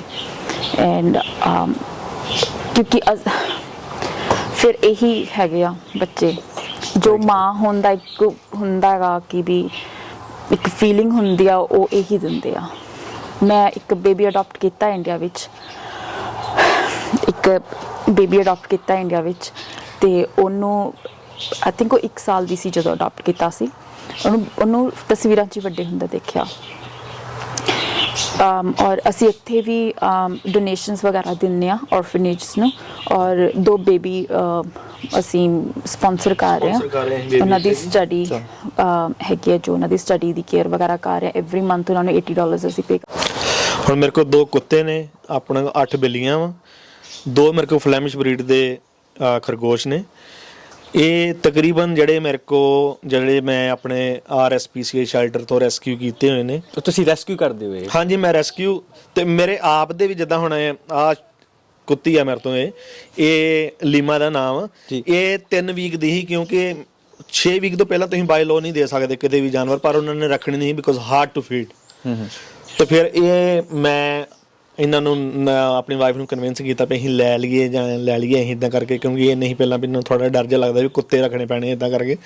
ਚਲੋ ਲੈ ਲਿਆ ਅਸੀਂ ਇਹਨੂੰ, ਲੈਣ ਤਾਂ ਉਸ ਤੋਂ ਬਾਅਦ ਫਿਰ ਕੰਮ ਵੱਧਦਾ ਗਿਆ ਥੋੜਾ ਜਿਹਾ। ਫਿਰ ਉਹਦੇ ਨਾਲ ਫਿਰ ਇਕੱਲੀ ਹੀ ਇਹਨੂੰ ਦਿਲ ਲਾਉਣ ਵਾਸਤੇ ਨਾਲ ਕੋਈ ਜਾਨਵਰ ਹੁੰਦਾ ਨਾ, ਕਿ ਆਪਾਂ ਜੋਬ ਤੇ ਰਹੀਦਾ ਕਈ ਵਾਰੀ, ਫਿਰ ਉਹ ਫਿਰ RLO ਅਸੀਂ ਇੱਦਾਂ ਸ਼ੈਲਟਰ, ਸਾਨੂੰ ਆਦਤ ਹੁੰਦੀ ਵੀ ਇੱਥੋਂ ਹੁਣ ਐਡੀਲੇਡ ਅਸੀਂ ਰੈਸਟੋਰੈਂਟ ਦਾ ਸਮਾਨ ਲੈਣ ਜਾਈਦਾ ਸੀ। ਲੌਂਸਡੇਲ ਜਿਹੜਾ RSPCA ਸ਼ੈਲਟਰ ਰਾਹ ਦੇ ਵਿੱਚ ਪੈਂਦਾ, ਉੱਥੇ ਸਾਡੀ ਆਦਤ ਹੁੰਦੀ ਵੀ ਨਹੀਂ ਯਾਰ ਅਸੀਂ ਚਲੋ ਵੇਖ ਕੇ ਆਈਏ ਜਾਨਵਰ, ਤੇ ਉੱਥੇ ਵੇਖਣ ਜਾਣਾ। ਤਾਂ ਇੱਦਾਂ ਹੀ ਵੇਖਣ ਗਏ ਤੇ ਉੱਥੇ RLO ਮਿਲ ਗਿਆ ਮੈਨੂੰ, ਤੇ ਅਜੇ ਆਇਆ ਹੀ ਇਹ ਮਹੀਨਾ ਕੀ ਆਇਆ। ਉਹਦੀ ਬਹੁਤ ਬੈਡ ਹਿਸਟਰੀ ਉਹਦੀ, ਕਿਉਂਕਿ ਉਹਨੂੰ 3 ਵਾਰੀ ਕਿਸੇ ਨੇ ਅਡਾਪਟ ਕਰਕੇ, ਜਿਹੜਾ ਜਰਮਨ ਸ਼ੈਫਰਡ ਕੁੱਤਾ ਮੇਰਾ ਵੱਡਾ, ਹਾਂਜੀ ਕੁੱਤਾ ਮੇਰਾ ਵੱਡਾ, ਠੀਕ ਹੈ, ਉਹਦਾ ਬੋਰਨ ਹੀ ਉਹਦਾ RSPCA ਵਿੱਚ ਹੋਇਆ। ਉਹਦੀ ਇੰਨੀ ਕੁ ਬੈਡ ਹਿਸਟਰੀ ਆ, 3 ਵਾਰੀ ਉਹਨੂੰ ਕਿਸੇ ਨੇ ਅਡਾਪਟ ਕਰਕੇ ਤੇ ਸੜਕ ਦੇ ਬਾਹਰ ਸੁੱਟ ਗਏ। ਉਹ ਇੱਥੋਂ ਤੱਕ ਕਿ ਜਿਹੜਾ ਲਾਸਟ ਵਾਲਾ ਓਨਰ ਸੀ ਉਹਨੂੰ ਇਲੈਕਟ੍ਰਿਕ ਸ਼ੌਕ ਵੀ ਦਿੰਦਾ ਰਿਹਾ ਉਹ, ਕਿਉਂਕਿ ਪਤਾ ਨਹੀਂ ਕਿਹੜੀ ਚੀਜ਼ ਦੀ ਪੜਾਸ ਜਾਂ ਕਾਹਦੇ ਵਾਸਤੇ ਲੋਕ ਕਰਦੇ ਰਹੇ ਉਹਦੇ ਨਾਲ। ਉਹਦੇ ਅਜੇ ਵੀ ਨਿਸ਼ਾਨ ਹੈਗਾ ਲੱਤ ਦੇ ਇੱਕ ਸਾਈਡ ਤੇ। ਤੇ ਉਹ ਫਿਰ ਅਸੀਂ ਜਦੋਂ ਲਿਆ ਤੇ ਫਿਰ ਇਹਨਾਂ ਨੂੰ ਵੀ ਪਸੰਦ ਆ ਗਿਆ ਤੇ ਮੈਨੂੰ ਵੀ ਆ ਗਿਆ। ਤੇ ਉਹ ਮੈਂ, ਪਰ ਇਹਨਾਂ ਇੱਥੋਂ ਦਾ ਰੂਲ ਆ, ਜੇ ਤੁਹਾਡੇ ਕੋਲ ਇੱਕ ਕੁੱਤਾ ਵਾ, ਤੁਸੀਂ ਕੁੱਤਾ ਸਟੇਟ ਵਿੱਚ ਤੁਸੀਂ ਅਡਾਪਟ ਨਹੀਂ ਕਰ ਸਕਦੇ, ਤੁਹਾਨੂੰ ਆਪਣਾ ਕੁੱਤਾ ਲੈ ਕੇ ਜਾਣਾ ਪਊਗਾ, ਉਹਨਾਂ ਨਾਲ ਮੀਟਿੰਗ ਕਰਵਾਉਣੀ ਪੈਂਦੀ, ਉਹਦੇ ਨਾਲ ਮਤਲਬ ਕਿ ਤੁਹਾਨੂੰ ਮਿਲਾਉਣਾ ਪੈਂਦਾ ਵਾ ਉਹ ਨਾਲ, ਵੀ ਹਾਂ ਵੀ ਇੱਕ ਦੂਜੇ ਨਾਲ ਲੜਦੇ ਤਾਂ ਨਹੀਂ ਜ਼ਿਆਦਾ, ਇਸ ਕਰਕੇ ਉਹਨਾਂ ਨਾਲ 2-3 ਦਿਨ ਦਾ ਪ੍ਰੋਸੈਸ ਹੋਇਆ। ਫਿਰ ਉਹ ਐਗਰੀ ਹੋਏ ਉਹਨਾਂ ਦੇ RSPCA ਵਾਲੇ, ਸਾਰਾ ਪੇਪਰ ਵਰਕ ਕਰਕੇ ਉਹਨੂੰ ਅਸੀਂ ਲੈਣ ਤਾਂ। ਹੁਣ ਉਹ ਮੇਰੇ ਨਾਲ ਨੀਅਰਲੀ 5 ਸਾਲ ਤੋਂ ਸਟਾਰਟਿੰਗ ਦੇ ਵਿੱਚ ਹੈ ਹੀ ਥੋੜਾ, ਕਿਉਂਕਿ ਹਿਸਟਰੀ ਖਰਾਬ ਹੋਣ ਕਰਕੇ ਇਕੱਲਾ ਕੁੱਤਾ ਜਦੋਂ ਰੱਖਣ ਕਰਕੇ ਛੱਡ ਜਾਵੇ ਤਾਂ ਥੋੜੀ ਟੈਨਸ਼ਨ ਜੀ ਹੋ ਜਾਂਦੀ। ਕਿੰਨੇ ਸਾਲ ਹੋ ਗਏ ਤੁਹਾਡੀ ਮੈਰਿਜ ਨੂੰ? ਭਾਜੀ 2008 22 ਜਨਵਰੀ 2008 ਚ ਹੋਈ ਮੈਰਿਜ ਸਾਡੀ, ਤੇ ਤੁਸੀਂ ਵੇਖ ਲਓ 18 ਚ 14 ਸਾਲ ਦੇ ਲੱਗੇ ਚ ਅੱਗੇ ਸਮਾਂ ਹੋ ਗਿਆ। 14 14.5 ਸਾਲ। ਇੱਕ ਬੜੀ ਵੱਡੀ ਐਗਜ਼ਾਮਪਲ ਹੈ ਕਿ ਇੰਨੀਆਂ ਮੁਸ਼ਕਲਾਂ ਆਉਣ ਦੇ ਬਾਵਜੂਦ ਵੀ ਦੋਨਾਂ ਨੇ ਇੱਕ ਦੂਜੇ ਦਾ ਸਾਥ ਨਹੀਂ ਛੱਡਿਆ, ਫਿਰ ਵੀ ਅਜੇ ਤੱਕ ਵੀ ਇਕੱਠੇ ਨੇ, ਭਾਵੇਂ ਜਿੱਦਾਂ ਦੀ ਮਰਜ਼ੀ ਮੁਸ਼ਕਲ ਆਈ ਹੈ। ਮੈਂ ਦੇਖਦਾ ਵੀ ਰਹਿੰਦਾ ਕਿ ਤੁਹਾਡੇ ਹੱਲੇ ਵੀ ਚਿਹਰੇ ਤੇ ਸਮਾਈਲ ਹੈ, ਨਹੀਂ ਤੇ ਕੋਈ ਮਾੜਾ ਬੰਦਾ ਹੋਏ ਤਾਂ ਡਿਪਰੈਸਡ, ਜਿੱਦਾਂ ਮੈਂ ਪਹਿਲਾਂ ਗੱਲ ਕੀਤੀ ਹੈ। ਆਪਾਂ ਜ਼ਰੂਰ ਤੁਹਾਡੇ ਇਹ ਸਾਰੇ ਬੱਚੇ ਵੀ ਦੇਖਦੇ ਆ, ਜ਼ਰੂਰ ਦੇਖਦੇ ਆ। ਤੇ ਪਰ ਇੱਕ ਚੀਜ਼ ਹੈ ਕਿ ਜਿੱਦਾਂ ਆਪਾਂ ਸਾਰੀ ਕਹਾਣੀ ਸੁਣੀ ਹੈ ਤੁਹਾਡੀ, ਕਿ ਜਿੱਦਾਂ ਕੀ ਤੁਹਾਡੇ ਨਾਲ ਹੋਇਆ, ਜੋ ਤੁਸੀਂ ਸਫ਼ਰ ਕੀਤਾ, ਬਾਏ ਕਹਿ ਲਓ, ਏਜੰਟਸ ਕਹਿ ਲਓ, ਜਾਂ ਕੋਈ ਹੋਰ ਕਾਰਨ ਕਰ ਲਓ। ਹੁਣ ਫਿਲਹਾਲ ਤੁਹਾਨੂੰ ਗਵਰਨਮੈਂਟ ਨੇ ਕੀ ਕਿਹਾ ਹੈ ਕਿ ਤੁਸੀਂ ਕੀ ਕਰਨਾ ਹੈ? ਹੁਣ ਤੇ ਗਵਰਨਮੈਂਟ ਨੇ ਇਮੀਗ੍ਰੇਸ਼ਨ ਗਵਰਨਮੈਂਟ ਇਹੋ ਹੀ ਕਹਿ ਰਹੀ ਵੀ ਅਸੀਂ ਵੀਜ਼ਾ ਨਹੀਂ ਦੇ, ਕਿਉਂਕਿ ਅਸੀਂ 3 ਵਾਰੀ ਮਿਨਿਸਟਰ ਇੰਟਰਵੈਂਸ਼ਨ ਅਪਲਾਈ ਕਰ ਚੁੱਕੇ ਹਾਂ। ਸਾਡੀ ਜਿਹੜੀ ਲੈਟਰ ਆ ਜਿਹੜੀ ਅਸੀਂ ਮਿਨਿਸਟਰ ਨੂੰ ਦੱਸਣਾ ਚਾਹੁੰਦੇ ਹਾਂ, ਜੋ ਰੀਜ਼ਨਸ ਨੇ ਜਿਹਦੇ 'ਚ ਅਸੀਂ ਗਿਲਟੀ ਨਹੀਂ ਪ੍ਰੂਵ ਹੈਗੇ, ਕਿ ਹੋਰ ਦੇ ਰੀਜ਼ਨਾਂ ਕਰਕੇ ਜੋ ਪਨਿਸ਼ਮੈਂਟ ਅਸੀਂ ਭੁਗਤ ਰਹੇ ਹਾਂ। ਹੁਣ ਚਲੋ ਮਿਨਿਸਟਰ ਨੂੰ ਇੰਟਰਵੈਂਸ਼ਨ ਅਸੀਂ ਕਰ ਰਹੇ ਹਾਂ, ਜੋ ਇਮੀਗ੍ਰੇਸ਼ਨ ਆ ਉਹ ਸਾਡੀ ਤੇ ਲੈਟਰ ਉੱਥੋਂ ਤੱਕ ਰੈਫਰ ਹੀ ਨਹੀਂ ਕਰ ਰਹੀ ਮਿਨਿਸਟਰ ਨੂੰ, ਉਹ ਸਾਡੀ 3 ਵਾਰੀ ਕੈਂਸਲ ਕਰ ਦਿੱਤੀ ਆ। ਹੁਣ ਲਾਸਟ ਆਪਸ਼ਨ ਉਹਨਾਂ ਨੇ ਸਾਨੂੰ ਇਮੀਗ੍ਰੇਸ਼ਨ ਨੇ ਕਿਹਾ ਹੋਇਆ ਵੀ 30 ਸਤੰਬਰ ਤੱਕ ਤੁਹਾਡੇ ਕੋਲ ਵੀਜ਼ਾ ਵਾ। ਹੁਣ ਜਿਹੜਾ ਦਿੱਤਾ ਉਹਨਾਂ ਨੇ ਐਕਸਟੈਂਡ ਕੀਤਾ ਫਿਰ ਮਹੀਨੇ ਦਾ, ਇਸ ਤੋਂ ਵੱਧ ਅਸੀਂ ਟਾਈਮ ਨਹੀਂ ਇੱਦਾਂ ਕਰਕੇ ਦੇ ਸਕਦੇ। ਪਰ ਸਾਡੀ ਹੁਣ ਆਖਰੀ ਹੋਪ ਜਿਹੜੀ ਆ ਉਹ Andrew Giles prime minister immigration minister, ਹੁਣ ਉਹਦੇ ਤੱਕ ਅਸੀਂ ਇਹੋ ਹੀ ਅਪੀਲ ਕਰ ਰਹੇ ਹਾਂ ਵੀ ਜੇ ਕਿਸੇ ਤਰੀਕੇ ਨਾਲ ਅਸੀਂ ਪਟੀਸ਼ਨ, ਇੱਕ last like a public opinion always matter. ਹੁਣ ਡਿਪੈਂਡ ਕਰਦਾ ਵੀ ਉਹ ਇਸ ਗੱਲ ਨੂੰ ਕਿਸ ਤਰੀਕੇ ਨਾਲ ਲੈਂਦੇ ਆ। ਬਾਕੀ ਕੋਸ਼ਿਸ਼ ਆਪਣੀ ਇਹੋ ਹੀ ਆ ਵੀ ਜੇ ਜ਼ਿਆਦਾ ਨਹੀਂ ਅਸੀਂ, ਮੈਂ ਇਹ ਵੀ ਨਹੀਂ ਕਹਿ ਰਿਹਾ ਵੀ ਅਸੀਂ ਪਰਮਾਨੈਂਟ ਰੈਜ਼ੀਡੈਂਸ ਸਾਨੂੰ ਮਿਲੇ, we just asking for temporary visa so we can show ourself. ਅਸੀਂ ਪ੍ਰੂਵ ਕਰ ਸਕਦੇ ਹਾਂ, ਕੋਈ ਇਹ ਤੇ ਹੈ ਨਹੀਂ ਵੀ ਅਸੀਂ ਵੀ ਹਾਂ ਇਹਦੇ 'ਚ ਨਹੀਂ ਅਸੀਂ ਇੰਗਲਿਸ਼ ਨਹੀਂ ਕਰ ਸਕਦੇ ਜਾਂ ਉਹ ਨਹੀਂ ਕਰ ਸਕਦੇ, ਸਭ ਕਰ ਸਕਦੇ ਹਾਂ, ਕੋਈ ਏਡੀ ਵੱਡੀ ਗੱਲ ਹੀ ਨਹੀਂ। ਅਸੀਂ ਸਟੱਡੀ ਵੀ ਕਰਨ ਨੂੰ ਤਿਆਰ ਹਾਂ, 18 ਸਾਲ ਹੋਣ ਦੇ ਬਾਵਜੂਦ ਵੀ ਅਸੀਂ 4-5 ਸਾਲ ਮੈਂ ਹੋਰ ਲਾ ਸਕਦਾ, ਮੈਨੂੰ ਕੋਈ ਪ੍ਰੋਬਲਮ ਨਹੀਂ। ਮੈਨੂੰ ਜੇ 18 ਵੀ ਲਵਾ ਲਓ, ਪਰ ਮੈਨੂੰ ਕੋਈ ਪ੍ਰੋਪਰ ਮੈਨੂੰ ਰੀਜ਼ਨ ਤੇ ਦਿਓ ਵੀ ਮੈਨੂੰ ਕਿਉਂ ਭੇਜਿਆ ਜਾ ਰਿਹਾ ਵਾਪਸ। ਹਾਂਜੀ। ਪਰ ਇੱਕ ਚੀਜ਼ ਹੈ ਕਿ ਜਿੱਦਾਂ ਇਹਨਾਂ 5 ਸਾਲ ਤੋਂ ਤੁਸੀਂ ਇਹਨਾਂ ਜਾਨਵਰਾਂ ਦੇ ਨਾਲ ਰਹਿ ਰਹੇ ਹੋ, ਤੇ ਉਹ ਵੀ ਗੱਲ ਇਹ ਆ ਵੀ ਛੱਡ ਕੇ ਜਾਣਾ ਵੀ ਬਹੁਤ ਔਖਾ ਹੁੰਦਾ ਆ। ਪਰ ਪੰਜਾਬੀ ਭਾਈਚਾਰੇ ਕੋਲੋਂ ਕੋਈ ਇਦਾਂ ਦੀ ਜਿਹੜੀ ਤੁਹਾਨੂੰ ਹੋਪ ਲੱਗਦੀ ਹੋਏ ਕਿ ਸਾਡੀ ਉੱਦਾਂ ਕਿਸੇ ਤਰ੍ਹਾਂ ਹੈਲਪ ਕਰ ਸਕਣ, ਜਿੰਨੇ ਸਾਡੇ ਦਰਸ਼ਕ ਦੇਖ ਰਹੇ, ਕਿਸੇ ਤਰ੍ਹਾਂ ਦੀ ਕੋਈ ਜੇ ਤੁਸੀਂ ਕਰਦੇ ਹੋ? ਵੀ ਵੇਖੋ ਜੀ, ਪੰਜਾਬੀ ਆਪਣਾ, ਅਸੀਂ ਵੀ ਪੰਜਾਬ ਤੋਂ ਹੀ ਆ, ਗੁਰਦਾਸਪੁਰ ਤੋਂ ਮੈਂ। ਹਾਂਜੀ, ਪੰਜਾਬ ਤੋਂ ਤਾਂ ਹਮੇਸ਼ਾ ਹੀ ਹੋਪ ਰਹੀ ਹੈ ਜੀ, ਭਾਵੇਂ ਕੰਮ ਹੋਵੇ ਜਾਂ ਨਾ ਹੋਵੇ, ਪੰਜਾਬੀ ਦੀ ਮਦਦ ਕਰਦਾ ਹੀ ਹੈ ਜੀ, ਹਰ ਵਾਰੀ ਕਰਦਾ ਜੀ, ਕੋਈ ਏਡੀ ਗੱਲ ਨਹੀਂ ਹੈ। ਕਰਦੇ ਆ ਲੋਕ, ਹਰ ਕੋਈ ਕਰਦਾ। ਹਾਂ, ਕੋਈ ਸਮ ਰੀਜ਼ਨ ਹੋ ਸਕਦੇ ਆ ਵੀ ਸ਼ਾਇਦ ਕੋਈ ਕਵੇ ਵੀ ਹਾਂ ਨਹੀਂ ਕਰ ਸਕਦੇ, ਜਾਂ ਕੋਈ ਇੰਡੀਵਿਜੂਅਲ ਆ, ਕੋਈ ਆ ਪਬਲਿਕ ਦੇ ਵਿੱਚ ਆ, ਕੋਈ ਹਰ ਇੱਕ ਨੂੰ ਆਪਣਾ ਹੁੰਦਾ, ਮੈਂ ਬਲੇਮ ਨਹੀਂ ਕਰਦਾ ਉਹ ਗੱਲ ਨੂੰ। ਪਰ ਫਿਰ ਵੀ ਹੁਣ ਜਿੱਦਾਂ ਅਸੀਂ ਪਟੀਸ਼ਨ ਕਰ ਰਹੇ ਹਾਂ, ਪਰ ਮੈਂ ਬਹੁਤ ਥੈਂਕਫੁਲ ਹਾਂ ਆਪਣੀ ਕਮਿਊਨਿਟੀ ਦਾ। ਮੇਰੇ ਜਿਹੜੇ ਮੈਂ ਇੱਥੇ ਰੈਸਟੋਰੈਂਟ ਦਾ, ਕਿਉਂਕਿ ਮੈਂ ਤੇ ਐਡੀਲੇਡ ਤੋਂ 80-85 ਕਿਲੋਮੀਟਰ ਦੂਰ ਤੇ ਰਹਿਣਾ, ਪਰ ਮੇਰਾ ਇੱਥੇ ਵੀ ਜਿਹੜੀ ਕਮਿਊਨਿਟੀ ਆ, ਜਿਹੜੀ ਇਹਦੇ ਲੋਕਲ ਕਮਿਊਨਿਟੀ ਆ, ਉਹਨਾਂ ਨੇ ਵੀ ਬਹੁਤ ਹੈਲਪ ਕੀਤੀ ਆ। ਜਿਹੜੇ ਆਸਟ੍ਰੇਲੀਅਨ ਆ, ਉਹਨਾਂ ਨੇ ਬਹੁਤ ਹੈਲਪ ਕੀਤੀ। ਆਸਟ੍ਰੇਲੀਆ ਅਜੇ ਵੀ ਕਰਦੇ ਆ, ਅਜੇ ਵੀ ਆਪਣੇ ਕੋਲ ਕੋਈ 10-12 ਫੈਮਲੀਆਂ ਇਦਾਂ ਦੀਆਂ ਜਿਹੜੀਆਂ ਹਰ ਵਾਰ ਫੋਨ ਕਰਕੇ ਐਵਰੀਡੇ ਬੇਸਿਸ ਤੇ ਵੀ ਗੱਲ ਕਰਕੇ ਪੁੱਛਦੇ ਨੇ। ਮੈਂ ਦੱਸ ਦੇਣਾ ਚਾਹੁੰਦਾ, ਜਿੱਦਾਂ ਆਪਾਂ ਬੈਕ ਕੈਮਰੇ, ਕਿ ਤੁਸੀਂ ਰਹਿ ਵੀ ਗੋਰੇ ਦੀ ਪ੍ਰੋਪਰ ਗੋਰੇ ਦੇ ਘਰੇ ਰਹਿ ਰਹੇ। ਹਾਂਜੀ, ਕਿਉਂਕਿ ਭਾਜੀ ਉਰੇ ਇੱਕ ਦੇ ਜਿੱਦਾਂ ਹੁਣ ਅਸੀਂ ਜਦੋਂ ਰੈਸਟੋਰੈਂਟ ਤੇ ਮੈਂ ਰਹਿ ਰਿਹਾ ਹਾਂ, ਮੇਰੇ ਕੋਲ ਘਰ ਹੀ ਪਿੱਛੇ, ਮੇਰੇ ਕੋਲ ਜਾਨਵਰ ਹੀ ਉੱਥੇ ਨਾਲ, ਉਹ ਥੋੜੇ ਛੋਟੇ ਹੀ ਸਾਰੇ, ਤੇ ਵਿਦ ਪਰਮਿਸ਼ਨ ਦੇ ਨਾਲ ਰੱਖੇ, ਕੋਈ ਇਹ ਨਹੀਂ ਵੀ ਹਾਂ ਇੱਦਾਂ ਰੱਖ ਲਏ ਆਪਾਂ। ਚਲੋ ਉਹ ਹੋ ਗਿਆ। ਜਦੋਂ ਉਹਨਾਂ ਨੇ ਹੁਣ ਆਪਣੀ ਪ੍ਰੋਪਰਟੀ ਵਾਪਸ ਲਈ, ਰੈਸਟੋਰੈਂਟ ਬੰਦ ਹੋਇਆ, ਵੀ ਹੈਵ ਟੂ ਮੂਵ। ਆਪਾਂ ਫਾਈਂਡ ਆਊਟ ਕਰਨ ਦੀ ਕੋਸ਼ਿਸ਼ ਕੀਤੀ। ਮੈਂ ਨਾਰਥ ਲੋਕਸਟਨ ਤੱਕ ਗਿਆ ਹੋਇਆ ਘਰ ਵੇਖਣ ਵਾਸਤੇ, ਵੀ ਜੇ ਕਰ, ਕਿਉਂਕਿ ਸਿਰਫ ਜਾਨਵਰਾਂ ਕਰਕੇ, ਕਿਉਂਕਿ ਜਿਹੜੇ ਮੈਂ ਐਨੀਮਲ ਰੈਸਕਿਊ ਕੀਤੇ ਆ ਨਾ ਭਾਜੀ, ਉਹ ਮੈਨੂੰ ਆਪਣਾ ਮੈਂ ਫਾਇਦਾ ਸੋਚ ਕੇ ਮੈਂ ਉਹਨਾਂ ਨੂੰ ਫੇਰ ਛੱਡਦਾ, ਤੇ ਉਹ ਤੇ ਫਿਰ ਨਾ ਮਨਜ਼ੂਰੀ ਵਾਲੀ ਗੱਲ ਹੋ ਗਈ ਨਾ, ਵੀ ਕੋਈ ਫਾਇਦਾ ਤੇ ਹੋਇਆ ਨਹੀਂ ਫਿਰ, ਕਿਉਂਕਿ ਫਿਰ ਉਹਨਾਂ ਨੂੰ ਲਾਈਫ ਤਾਂ ਨਹੀਂ ਮਿਲੀ ਨਾ, ਉਹਨਾਂ ਨੂੰ ਫਿਰ ਉਹੀ ਗੱਲ ਹੋ ਗਈ, ਜੇ ਜਿੱਦਾਂ ਪਹਿਲਾਂ ਛੱਡੇ ਰੈਸਕਿਊ ਕਰਕੇ, ਉਹ ਮੈਂ ਆਪਣੇ ਫਾਇਦੇ ਵਾਸਤੇ ਫੇਰ ਛੱਡਦਾ, ਫਿਰ ਤੇ ਫਾਇਦਾ ਹੀ ਨਹੀਂ ਕੋਈ ਉਹਦਾ। ਫਿਰ ਇਸ ਕਰਕੇ ਅਸੀਂ ਘਰ ਮੈਂ ਲੱਭਦਾ ਪਰ ਨਹੀਂ ਲੱਭਾ। 6 ਮਹੀਨੇ ਦਾ ਮੈਨੂੰ ਟਾਈਮ ਮਿਲਿਆ ਸੀ, ਜਿਹੜਾ ਮੈਂ ਉਹਨਾਂ ਤੋਂ ਲਿਆ ਸੀ, ਉਹਨਾਂ ਨੂੰ ਦਿੱਤਾ, ਪਰ ਮੈਨੂੰ ਘਰ ਨਹੀਂ ਮਿਲਿਆ। ਫਿਰ ਇੱਥੇ ਪੀਟਰ ਨੋਰਡ, ਜਿਹੜਾ ਮੇਰਾ ਮਾਲਕ ਆ, ਹੁਣ ਮੇਰਾ ਓਨਰ ਜਿਹੜਾ, ਉਹਨਾਂ ਦੇ ਬੱਚੇ ਮੇਰੇ ਨਾਲ ਕੰਮ ਕਰਦੇ ਆ ਰੈਸਟੋਰੈਂਟ ਦੇ। ਫਿਰ ਉਹਨਾਂ ਨੇ ਕਿਹਾ ਵੀ ਅਸੀਂ ਆਪਣੇ ਡੈਡ ਨਾਲ ਗੱਲ ਕਰਾਂਗੇ। ਮੈਂ ਪੀਟਰ ਨੂੰ ਸੱਦਿਆ, ਉਹਨਾਂ ਨਾਲ ਗੱਲ ਕੀਤੀ, ਉਹਨਾਂ ਨੇ ਵਿਦਆਊਟ ਸੈਕਿੰਡ ਉਹਨਾਂ ਨੇ ਕਿਹਾ ਕੋਈ ਪ੍ਰੋਬਲਮ ਨਹੀਂ ਹੈਗੀ, ਤੁਸੀਂ ਮੇਰੀ ਪ੍ਰਾਪਰਟੀ ਜਾ ਤੁਸੀਂ ਆਪਣੇ ਨਾਲ 29 ਜਾਨਵਰ ਵੀ ਰੱਖ 29 ਰਹੇ ਜਾਨਵਰ ਮੈਂ ਆਪਣੇ ਨਾਲ 3 ਦਿਨ ਦੇ ਵਿੱਚ ਸ਼ਿਫਟ ਕੀਤੇ, ਕਿਉਂਕਿ ਪਹਿਲਾਂ ਮੈਨੂੰ ਆਪਣਾ ਬਿਲਡ ਅਪ ਵੀ ਕਰਨਾ ਹੈ ਥੋੜਾ ਜਿਹਾ, ਕਿਉਂਕਿ ਕੋਈ ਵੀ ਆਪਣਾ ਛੱਤ ਰਹਿਣ ਵਾਸਤੇ, ਹਾਂਜੀ ਰਹਿਣ ਵਾਸਤੇ ਵੀ ਇਹਨਾਂ ਦਾ ਜ਼ਿਆਦਾ ਹੀ ਟੈਨਸ਼ਨ ਆਪਣਾ, ਤੇ ਅਸੀਂ ਤਾਂ ਕਿਤੇ ਵੀ ਰਹਿ ਸਕਦੇ ਆ ਭਾਜੀ, ਇਨਸਾਨ ਕਿਤੇ ਵੀ ਰਹਿ ਸਕਦਾ ਜੇ ਰਹਿਣਾ ਹੀ ਰਹਿਣ ਦੀ ਗੱਲ ਹੋਵੇ ਨਾ। ਇਨਸਾਨ ਅੱਜ ਕੱਲ੍ਹ ਤੇ ਵੈਨਾਂ ਦੇ ਵਿੱਚ ਕੈਂਪਿੰਗ ਕਰਦੇ ਨੇ, ਗੱਡੀਆਂ ਦੇ ਵਿੱਚ ਕਿਤੇ ਵੀ ਰਹਿ ਸਕਦੇ, ਟਾਈਮ ਸਿਰਫ ਚਾਹੀਦਾ ਬੰਦੇ ਨੂੰ, ਪਰ ਜਾਨਵਰ ਜਿਹੜਾ ਵੀ ਇਦਾਂ ਨਹੀਂ ਰਹਿ ਸਕਦਾ। ਜਾਨਵਰ ਨੂੰ ਜੇ ਤੁਸੀਂ ਹੁਣ ਰੱਖਿਆ ਉਹਦੀ ਰਿਸਪੌਂਸਿਬਿਲਿਟੀ ਵੀ ਪੂਰੀ ਚੱਕਣੀ ਪੈਣੀ। ਚਲੋ ਖੈਰ ਆਪਾਂ ਸਾਰੇ ਜਾਨਵਰ ਵੀ ਦੇਖਦੇ ਆ ਤੁਹਾਡੇ ਦਰਸ਼ਕਾਂ ਨੂੰ, ਉਹ ਵੀ ਚੀਜ਼ ਵਿਖਾਓ ਜ਼ਰੂਰ ਜ਼ਰੂਰ।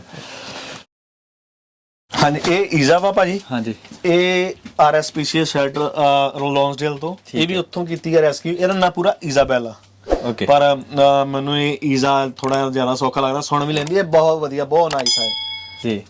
ਇਧਰ ਆਪਾਂ ਔਰ ਇਹਨਾਂ ਦੇ ਨਾਲ ਹੀ ਤੁਸੀਂ ਰਹਿੰਦੇ ਹੋ? ਹਾਂਜੀ ਹਾਂਜੀ ਇਹਨਾਂ ਦੇ ਨਾਲ ਹੀ। ਤੇ ਤੁਸੀਂ ਇੱਥੇ ਰਹਿੰਦੇ ਹੋ? ਹਾਂਜੀ ਹਾਂਜੀ ਆ ਇੱਥੇ ਹੀ ਰਹਿੰਦੇ ਆ, ਵੇਖ ਲਓ ਤੁਸੀਂ। ਤੇ ਆ ਵੀ ਇੱਥੇ ਮੈਂ ਆਪਣਾ ਲੌਂਸਡੇਲ ਤੋਂ ਆਰਐਸਪੀਸੀ ਤੋਂ ਸ਼ੈਲਟਰ ਤੋਂ ਹੀ ਕੀਤੀ ਹੈ ਰੈਸਕਿਊ। ਇਹਦੀ ਹੁਣ ਉਮਰ 19.5 ਸਾਲ ਦੀ ਆ। ਇਹ ਇੱਕ ਹੀ ਅੱਖ ਇਹਦੀ ਵਿਚਾਰੀ ਦੀ, ਕਿਉਂਕਿ ਇਹ ਨਾ ਇੱਕ ਹੀ ਅੱਖ ਹੈ ਇਹਦੀ, ਤੇ ਬੁੱਢੀ ਆ ਇਹ। ਤੇ ਇਹ 17 ਸਾਲ ਦੀ ਜਦੋਂ ਮੈਂ ਲਈ ਆ, ਤੇ ਇਹ ਰਹਿੰਦੀ ਹੈ ਖਰਗੋਸ਼ਾਂ ਦੇ ਨਾਲ। ਤੇ ਇਹ ਜਿਹੜੇ ਤੁਸੀਂ ਲਿਫਾਫੇ ਕਿਸ ਗੱਲ ਤੋਂ? ਇਹ ਇਸ ਕਰਕੇ ਭਾਜੀ ਜਦੋਂ ਹੁਣ ਮੀਂਹ ਮੂੰਹ ਜਾ ਕੇ ਨੇਰ ਨੂਰ ਜ਼ਿਆਦਾ ਆ ਜੇ, ਹਾਂਜੀ, ਤੇ ਜਾਨਵਰ ਹੁੰਦਾ ਪਿਆ ਥੱਲੇ, ਤੇ ਉਹਦੇ ਕਰਕੇ ਨਾ ਥੋੜੀ ਜਿਹੀ ਲੀਕੇਜ ਹੋ ਜਾਂਦੀ ਹੈ ਉੱਤੋਂ, ਕਿਉਂਕਿ ਪਲਾਈਆਂ ਮਰੀਨ ਪਲਾਈਆਂ ਮਾੜੀਆਂ ਵਿੱਚੋਂ ਥੋੜੀਆਂ ਜਿਹੀਆਂ, ਉਹਦੇ ਕਰਕੇ ਜੇ ਲੂਕੇਜ ਹੋ ਜਾਵੇ, ਪਾਣੀ ਨਾ ਪਵੇ, ਇਸ ਉਹਦੀ ਪ੍ਰੋਟੈਕਸ਼ਨ ਵਾਸਤੇ ਇਹ ਲਿਫਾਫੇ। ਔਰ ਇਹਦੇ ਥੱਲੇ ਤੁਸੀਂ ਸੌਂਦੇ ਹੋ? ਇਹਦੇ ਥੱਲੇ ਅਸੀਂ ਸੌਂਦੇ ਹਾਂ, ਹਾਂਜੀ। ਮੈਂ ਇੱਕ ਦਰਸ਼ਕਾਂ ਨੂੰ ਗੱਲ ਕਰਨੀ ਚਾਹੁੰਦਾ ਕਿ ਇੱਥੇ ਅਸੀਂ ਕਮਿਊਨਿਟੀ ਦਾ ਬਹੁਤ ਰੌਲਾ ਪਾਉਂਦੇ ਆ ਕਿ ਪੰਜਾਬੀ ਆਪਾਂ ਬਹੁਤ ਤਰੱਕੀਆਂ ਕਰ ਰਹੇ ਆ, ਪਰ ਇੱਕ ਪੰਜਾਬੀ ਭਰਾ ਸਾਡਾ ਇਸ ਕੰਡੀਸ਼ਨ ਦੇ ਵਿੱਚ ਰਹਿ ਰਹੇ ਹੁਣ ਤਾਂ ਉੱਥੇ ਸਾਨੂੰ ਸ਼ਰਮ ਆਉਣੀ ਚਾਹੀਦੀ ਆ। ਬੜਾ ਦੁੱਖ ਲੱਗਾ ਇਹ ਚੀਜ਼ ਸੁਣ ਕੇ ਕਿ ਉੱਤੇ ਉਹਨਾਂ ਦੇਖੋ ਲਿਫਾਫੇ ਬੰਨੇ ਹੋਏ ਆ ਕਿ ਬਰਸਾਤ ਦਾ ਪਾਣੀ ਜਿਹੜਾ ਥੱਲੇ ਨਾ ਡਿੱਗੇ। ਪਰ ਮੈਂ ਇਹ ਨਹੀਂ ਗੱਲ ਕਹਿਣੀ ਚਾਹੁੰਦਾ, ਇਹ ਜੇ ਆਪਾਂ ਇੰਡੀਆ ਜਾਂਦੇ ਆ ਤਾਂ ਸਾਡੀ ਮਹਾਰਾਜਿਆਂ ਤੋਂ ਵੱਡੀ ਜ਼ਿੰਦਗੀ ਆ। ਜੇ ਇੱਥੇ ਵੀਰ ਹੁਣੀ ਭੈਣ ਹੁਣੀ 30 35 ਲੱਖ ਰੁਪਇਆ ਲਾ ਕੇ ਆਏ ਆ, ਕਿਸੇ ਮਾੜੇ ਬੰਦੇ ਕੋਲ ਇੰਨਾ ਪੈਸਾ ਨਹੀਂ ਲੱਗਦਾ। ਪਰ ਇੱਥੇ ਕੁਝ ਕਾਰਨਾਂ ਕਰਕੇ, ਜਿੱਦਾਂ ਇਹਨਾਂ ਨੇ ਕਹਾਣੀ ਦੱਸੀ ਹੈ ਕਿ ਕੁਝ ਏਜੰਟਸ ਕਰਕੇ ਜਾਂ ਕੁਝ ਇਹਨਾਂ ਦੇ ਕੋਈ ਨਿੱਜੀ ਕਾਰਨ ਹੋਣ ਕਰਕੇ, ਪਰ ਫਿਰ ਵੀ ਤੁਸੀਂ ਦੇਖੋ ਕਿ ਲਿਫਾਫੇ ਟੰਗੇ ਨੇ, ਬਰਸਾਤ ਦਾ ਪਾਣੀ ਉੱਤੋਂ ਜਿਹੜਾ ਬੈੱਡ ਤੇ ਨਾ ਪਏ, ਔਰ ਲਿਫਾਫੇ ਦੇ ਵਿੱਚ ਲਿਫਾਫਾ ਬਾਅਦ ਚ ਲਿਫਾਫਾ ਖਾਲੀ ਕਰ ਦਿੰਦੇ ਹੋ? ਹਾਂਜੀ ਲਿਫਾਫਾ ਇਹਦਾ ਨਾ ਇੱਥੇ ਸੈਂਟਰ 'ਚ ਮੋਰੀਆਂ ਕੀਤੀਆਂ, ਜੇ ਲਿਫਾਫਾ ਅੱਧਾ ਭਰ ਜਾਂਦਾ ਫਿਰ ਅਸੀਂ ਸਾਰਾ ਟਿਪ ਕਰ ਦਈਦਾ ਬਾਲਟੀ ਦੇ ਵਿੱਚ। ਤੇ ਹਾਂਜੀ ਇਹ ਸਿਰਫ ਇਹਨਾਂ ਕਰਕੇ ਵੀ ਹਾਂ ਕਈ ਵਾਰੀ ਇਹ ਵੀ ਜੌਬ ਤੇ ਹੁੰਦੇ ਆ, ਮੈਂ ਬਾਹਰ ਹੁੰਨਾ, ਵੀ ਇਹਨਾਂ ਨੂੰ ਕੋਈ ਪ੍ਰੋਬਲਮ ਨਾ ਆਵੇ, ਆਪ ਵੀ ਇੱਥੇ ਸੌਂਦਾ ਨਾਲ ਇਹਨਾਂ ਦੇ ਕੋਈ ਵੀ ਨਹੀਂ। ਤੇ ਕਈ ਵਾਰੀ ਉਦਾਂ ਦੇ ਜਿਹੜਾ ਮਾਲਕ ਹੈ ਮੇਰਾ ਓਨਰ, ਉਹਨਾਂ ਨੇ ਆਪਣੇ ਘਰੇ ਉਹਨਾਂ ਦਿੱਤੀ, ਉੱਧਰ ਵੀ ਸੌਂਦਾ ਨਾਲ ਕਿਤੇ ਕਿਤੇ, ਪਰ ਜਾਨਵਰਾਂ ਨੂੰ ਛੱਡ ਕੇ ਜਿੱਦਾਂ ਮੌਸਮ ਖਰਾਬ ਆ ਤੇ ਫਿਰ ਤਕਰੀਬਨ ਅਸੀਂ ਇੱਥੇ ਹੀ ਟਾਈਮ ਆਪਣਾ ਕੱਢੀ ਦਾ। ਸੋ ਇਹ ਕਹਾਣੀ ਤੁਹਾਡੇ ਆਪਾਂ ਰੂਬਰੂ ਲੈ ਕੇ ਆਏ ਸੀ ਵਿਕਰਮ ਹੁਣਾਂ ਦੀ, ਜਿਹੜੇ ਕਿ 18 ਸਾਲ ਬਾਅਦ ਆਸਟ੍ਰੇਲੀਆ ਦੀ ਗਵਰਨਮੈਂਟ ਨੇ ਇਹ ਗੱਲ ਕਹਿ ਦਿੱਤੀ ਹੈ ਕਿ ਤੁਸੀਂ ਆਪਣੀ ਕੰਟਰੀ ਛੱਡ ਕੇ ਜਾਓ। ਬੜਾ ਔਖਾ ਹੁੰਦਾ ਹੈ, ਇੰਨਾ ਲੰਮਾ ਸਮਾਂ ਇਹੋ ਜਿਹੀ ਧਰਤੀ ਦੇ ਉੱਤੇ ਕੰਮ ਕੀਤਾ, ਰਹੇ 5 ਸਾਲ ਤੋਂ ਇਹਨਾਂ ਜਾਨਵਰਾਂ ਦੇ ਨਾਲ ਰਹਿ ਰਹੇ ਨੇ, ਇੰਨਾ ਪਿਆਰ ਬਣਿਆ ਹੈ, ਫਿਰ ਵੀ ਇਹਨਾਂ ਔਲਾਦ ਨਾ ਹੋਣ ਕਰਕੇ ਇਹਨਾਂ ਨੂੰ ਹੀ ਆਪਣੇ ਬੱਚੇ ਸਮਝਦੇ ਨੇ ਔਰ ਇਹਨਾਂ ਨੂੰ ਆਪਣੇ ਬੱਚਿਆਂ ਦੀ ਤਰ੍ਹਾਂ ਪਾਲਦੇ ਨੇ। ਬੈਕ ਕੈਮਰਾ ਮੇਰੀ ਇਹਨਾਂ ਨਾਲ ਗੱਲ ਹੋ ਰਹੀ ਸੀ, ਕਹਿੰਦੇ ਕਿ ਅਸੀਂ ਭਾਵੇਂ ਭੁੱਖੇ ਸੌਂ ਜਾਈਏ ਪਰ ਇਹਨਾਂ ਨੂੰ ਭੁੱਖੇ ਨਹੀਂ ਸੌਣ ਦਿੰਦੇ। 29 ਦੇ ਕਰੀਬ ਜਾਨਵਰ ਨੇ, ਜਿਨ੍ਹਾਂ ਦੇ ਵਿੱਚ ਕੁੱਤੇ, ਬਿੱਲੀਆਂ, ਪੰਛੀ, ਕੁੱਕੜ ਨੇ ਜਿਹੜੇ ਇਹਨਾਂ ਕੋ ਬਾਹਰ ਇਹਨਾਂ ਨੇ ਸ਼ੈਡ ਦੇ ਵਿੱਚ ਰੱਖੇ ਹੋਏ ਨੇ, ਖਰਗੋਸ਼ ਨੇ। ਸਾਰਿਆਂ ਦੇ ਜਾਨਵਰਾਂ ਦਾ ਪਾਲਣ ਪੋਸ਼ਣ ਵੀ ਕਰਦੇ ਨੇ ਔਰ ਰੋਜ਼ ਦਾ ਇਹਨਾਂ ਦਾ ਖਰਚਾ ਦੱਸ ਰਹੇ ਸੀ ਕਿ 60 ਤੋਂ $70 ਰੋਜ਼ ਦਾ ਇਹਨਾਂ ਦੀ ਰੋਟੀ ਦਾ ਖਰਚਾ ਆਉਂਦਾ ਹੈ। ਸੋ ਇੱਕ ਬੜੀ ਵੱਡੀ ਗੱਲ ਹੈ, ਪਰ ਸਾਡੀ ਵੀ ਇਸ ਵੇਲੇ ਪੰਜਾਬੀ ਕਮਿਊਨਿਟੀ ਦੀ ਇਹ ਚੀਜ਼ ਬਣਦੀ ਹੈ ਕਿ ਜੇ ਪੰਜਾਬੀ ਭਾਈਚਾਰੇ ਤੇ ਜਾਂ ਪੰਜਾਬੀ ਕਿਸੇ ਵੀ ਮੂਲ ਦੇ ਭਾਈਚਾਰੇ ਤੇ ਕੋਈ ਵੀ ਕਿਸੇ ਵੀ ਤਰ੍ਹਾਂ ਦੀ ਮੁਸੀਬਤ ਆਉਂਦੀ ਹੈ, ਉੱਥੇ ਇਕੱਠੇ ਹੋ ਜਾਇਆ ਕਰੋ। ਜਿੱਦਾਂ ਹੁਣ ਇਹਨਾਂ ਨੇ ਪਟੀਸ਼ਨ ਪਾਈ ਹੈ, ਪਟੀਸ਼ਨ ਵੱਧ ਤੋਂ ਵੱਧ ਸਾਈਨ ਕਰੋ। ਡਿਸਕ੍ਰਿਪਸ਼ਨ ਦੇ ਵਿੱਚ ਵੀ ਤੁਸੀਂ ਲਿੰਕ ਤੁਸੀਂ ਦੇਖ ਸਕਦੇ ਹੋ, ਸਕਰੀਨ ਦੇ ਥੱਲੇ ਵੀ ਲਿੰਕ ਜਿਹੜਾ ਆ ਉਹ ਤੁਸੀਂ ਦੇਖ ਸਕਦੇ ਹੋ। ਪਲੀਜ਼ ਰਿਕੁਐਸਟ ਆ, ਤੁਸੀਂ ਆਪੋ ਆਪਣਾ ਫਰਜ਼ ਸਮਝੋ ਔਰ ਇਸ ਵੀਡੀਓ ਨੂੰ ਵੱਧ ਤੋਂ ਵੱਧ ਪੰਜਾਬੀ ਕਮਿਊਨਿਟੀ ਦੇ ਤੱਕ ਪਹੁੰਚਾਓ ਕਿ ਤਾਂ ਕਿ ਕੋਈ ਵੀ ਕਿਸੇ ਕਿਸਮ ਦੀ ਹੈਲਪ ਆ, ਮਦਦ ਆ, ਕਰਨੀ ਤਾਂ ਪ੍ਰਮਾਤਮਾ ਨੇ ਆ, ਪਰ ਇੱਕ ਜ਼ਰੀਆ ਹੁੰਦਾ ਹੈ, ਉਹ ਆਪਾਂ ਕਰ ਸਕੀਏ। ਜਿੱਥੋਂ ਤੱਕ ਜੇ ਕੋਈ ਵੀਰ ਭਰਾ ਸਾਡੀ ਵੀਡੀਓ ਦੇਖ ਰਿਹਾ, ਜੇ ਉਹਦਾ ਕੋਈ ਕਿਸੇ ਤਰ੍ਹਾਂ ਦੀ ਹੈਲਪ ਇਹਨਾਂ ਦੀ ਕਰ ਸਕਦਾ ਆ। ਵੀਜ਼ਾ 18 ਸਾਲ ਤੋਂ ਬਾਅਦ ਆਸਟ੍ਰੇਲੀਅਨ ਗਵਰਨਮੈਂਟ ਨੇ ਕਿਹਾ ਕਿ ਤੁਸੀਂ ਇੰਡੀਆ ਚਲੇ ਜਾਓ। ਜੇ ਵੀਜ਼ਾ ਦੇ ਰਿਲੇਟਡ ਕੋਈ ਹੈਲਪ ਕਰ ਸਕਦਾ, ਪਲੀਜ਼ ਅੱਗੇ ਆਓ। ਫੋਨ ਨੰਬਰ ਤੁਸੀਂ ਚੈਨਲ ਤੋਂ ਲੈ ਸਕਦੇ ਹੋ ਜਾਂ ਤੁਸੀਂ ਪਰਸਨਲ ਮੈਸੇਜ ਕਰ ਦਿਓ। ਅਸੀਂ ਤੁਹਾਨੂੰ, ਜੇ ਕੋਈ ਵੀਰ ਮਿਲਣਾ ਚਾਹੁੰਦਾ, ਜੇ ਕੋਈ ਕਹਿੰਦਾ ਸਕੈਮ ਹੈ, ਤੁਸੀਂ ਸਾਡੇ ਨਾਲ ਸੰਪਰਕ ਕਰੋ, ਅਸੀਂ ਤੁਹਾਨੂੰ ਲੈ ਕੇ ਚੱਲਾਂਗੇ। ਆਣ ਕੇ ਦੇਖੋ ਕਿ ਕਿਸ ਕੰਡੀਸ਼ਨ ਦੇ ਵਿੱਚ ਅੱਜ ਇਹਨਾਂ ਨੂੰ ਰਹਿਣ ਲਈ ਮਜਬੂਤ ਹੋ ਗਿਆ ਹੈ ਕਿ ਰੈਸਟੋਰੈਂਟ ਦੇ ਮਾਲਕ ਸੀ, ਇੰਪਲੋਇਮੈਂਟ ਵੀ ਇਹਨਾਂ ਨੇ ਦਿੱਤੀ ਹੈ, ਕਾਫੀ ਬੰਦਿਆਂ ਨੂੰ ਇੱਥੇ ਇੰਪਲੋਇਮੈਂਟ ਵੀ ਦਿੰਦੇ ਰਹੇ ਆ, ਪਰ ਫਿਰ ਵੀ ਖੈਰ ਚਲੋ ਕੋਈ ਵੀ ਹੈ, ਪਰ ਜੇ ਕੋਈ ਪੰਜਾਬੀ ਕਮਿਊਨਿਟੀ ਨੂੰ ਇਸ ਵਾਲੀ ਸਟੈਂਡ ਹੋਣਾ ਚਾਹੀਦਾ ਹੈ। ਪਟੀਸ਼ਨ ਸਾਈਨ ਕਰੋ ਵੱਧ ਤੋਂ ਵੱਧ, ਤਾਂ ਕਿ ਜਿਹੜਾ ਇਮੀਗ੍ਰੇਸ਼ਨ ਡਿਪਾਰਟਮੈਂਟ ਦਾ ਮਿਨਿਸਟਰ ਹੈ ਉਹਦੇ ਕੋਲ ਪਟੀਸ਼ਨ ਜਾਏ ਤਾਂ ਉਹ ਇਹਨਾਂ ਨੂੰ ਹੋਰ ਫਰਦਰ ਸਟੇ ਦੇ ਸਕੇ। ਇਹ ਕਹਿੰਦੇ ਨੇ ਕਿ ਸਾਨੂੰ ਕੋਈ ਮਲਾਲ ਨਹੀਂ, ਜੇ ਸਾਨੂੰ ਇੰਡੀਆ ਜਾਣਾ ਪੈ ਗਿਆ ਕੋਈ ਗੱਲ ਨਹੀਂ, ਪਰ ਜਿਹੜੇ ਆ ਬੱਚੇ ਨੇ 29 ਜਾਨਵਰ ਨੇ ਜਿਹੜੇ, ਇਹਨਾਂ ਨੂੰ ਅਸੀਂ ਛੱਡ ਕੇ ਨਹੀਂ ਜਾ ਸਕਦੇ। ਸੋ ਬਹੁਤ ਮਿਹਰਬਾਨੀ ਹੈ, ਇਸੇ ਤਰ੍ਹਾਂ ਜੁੜੇ ਰਹੋ ਤਕਦੀਰੇ ਪੰਜਾਬ ਦੇ ਨਾਲ। ਧੰਨਵਾਦ।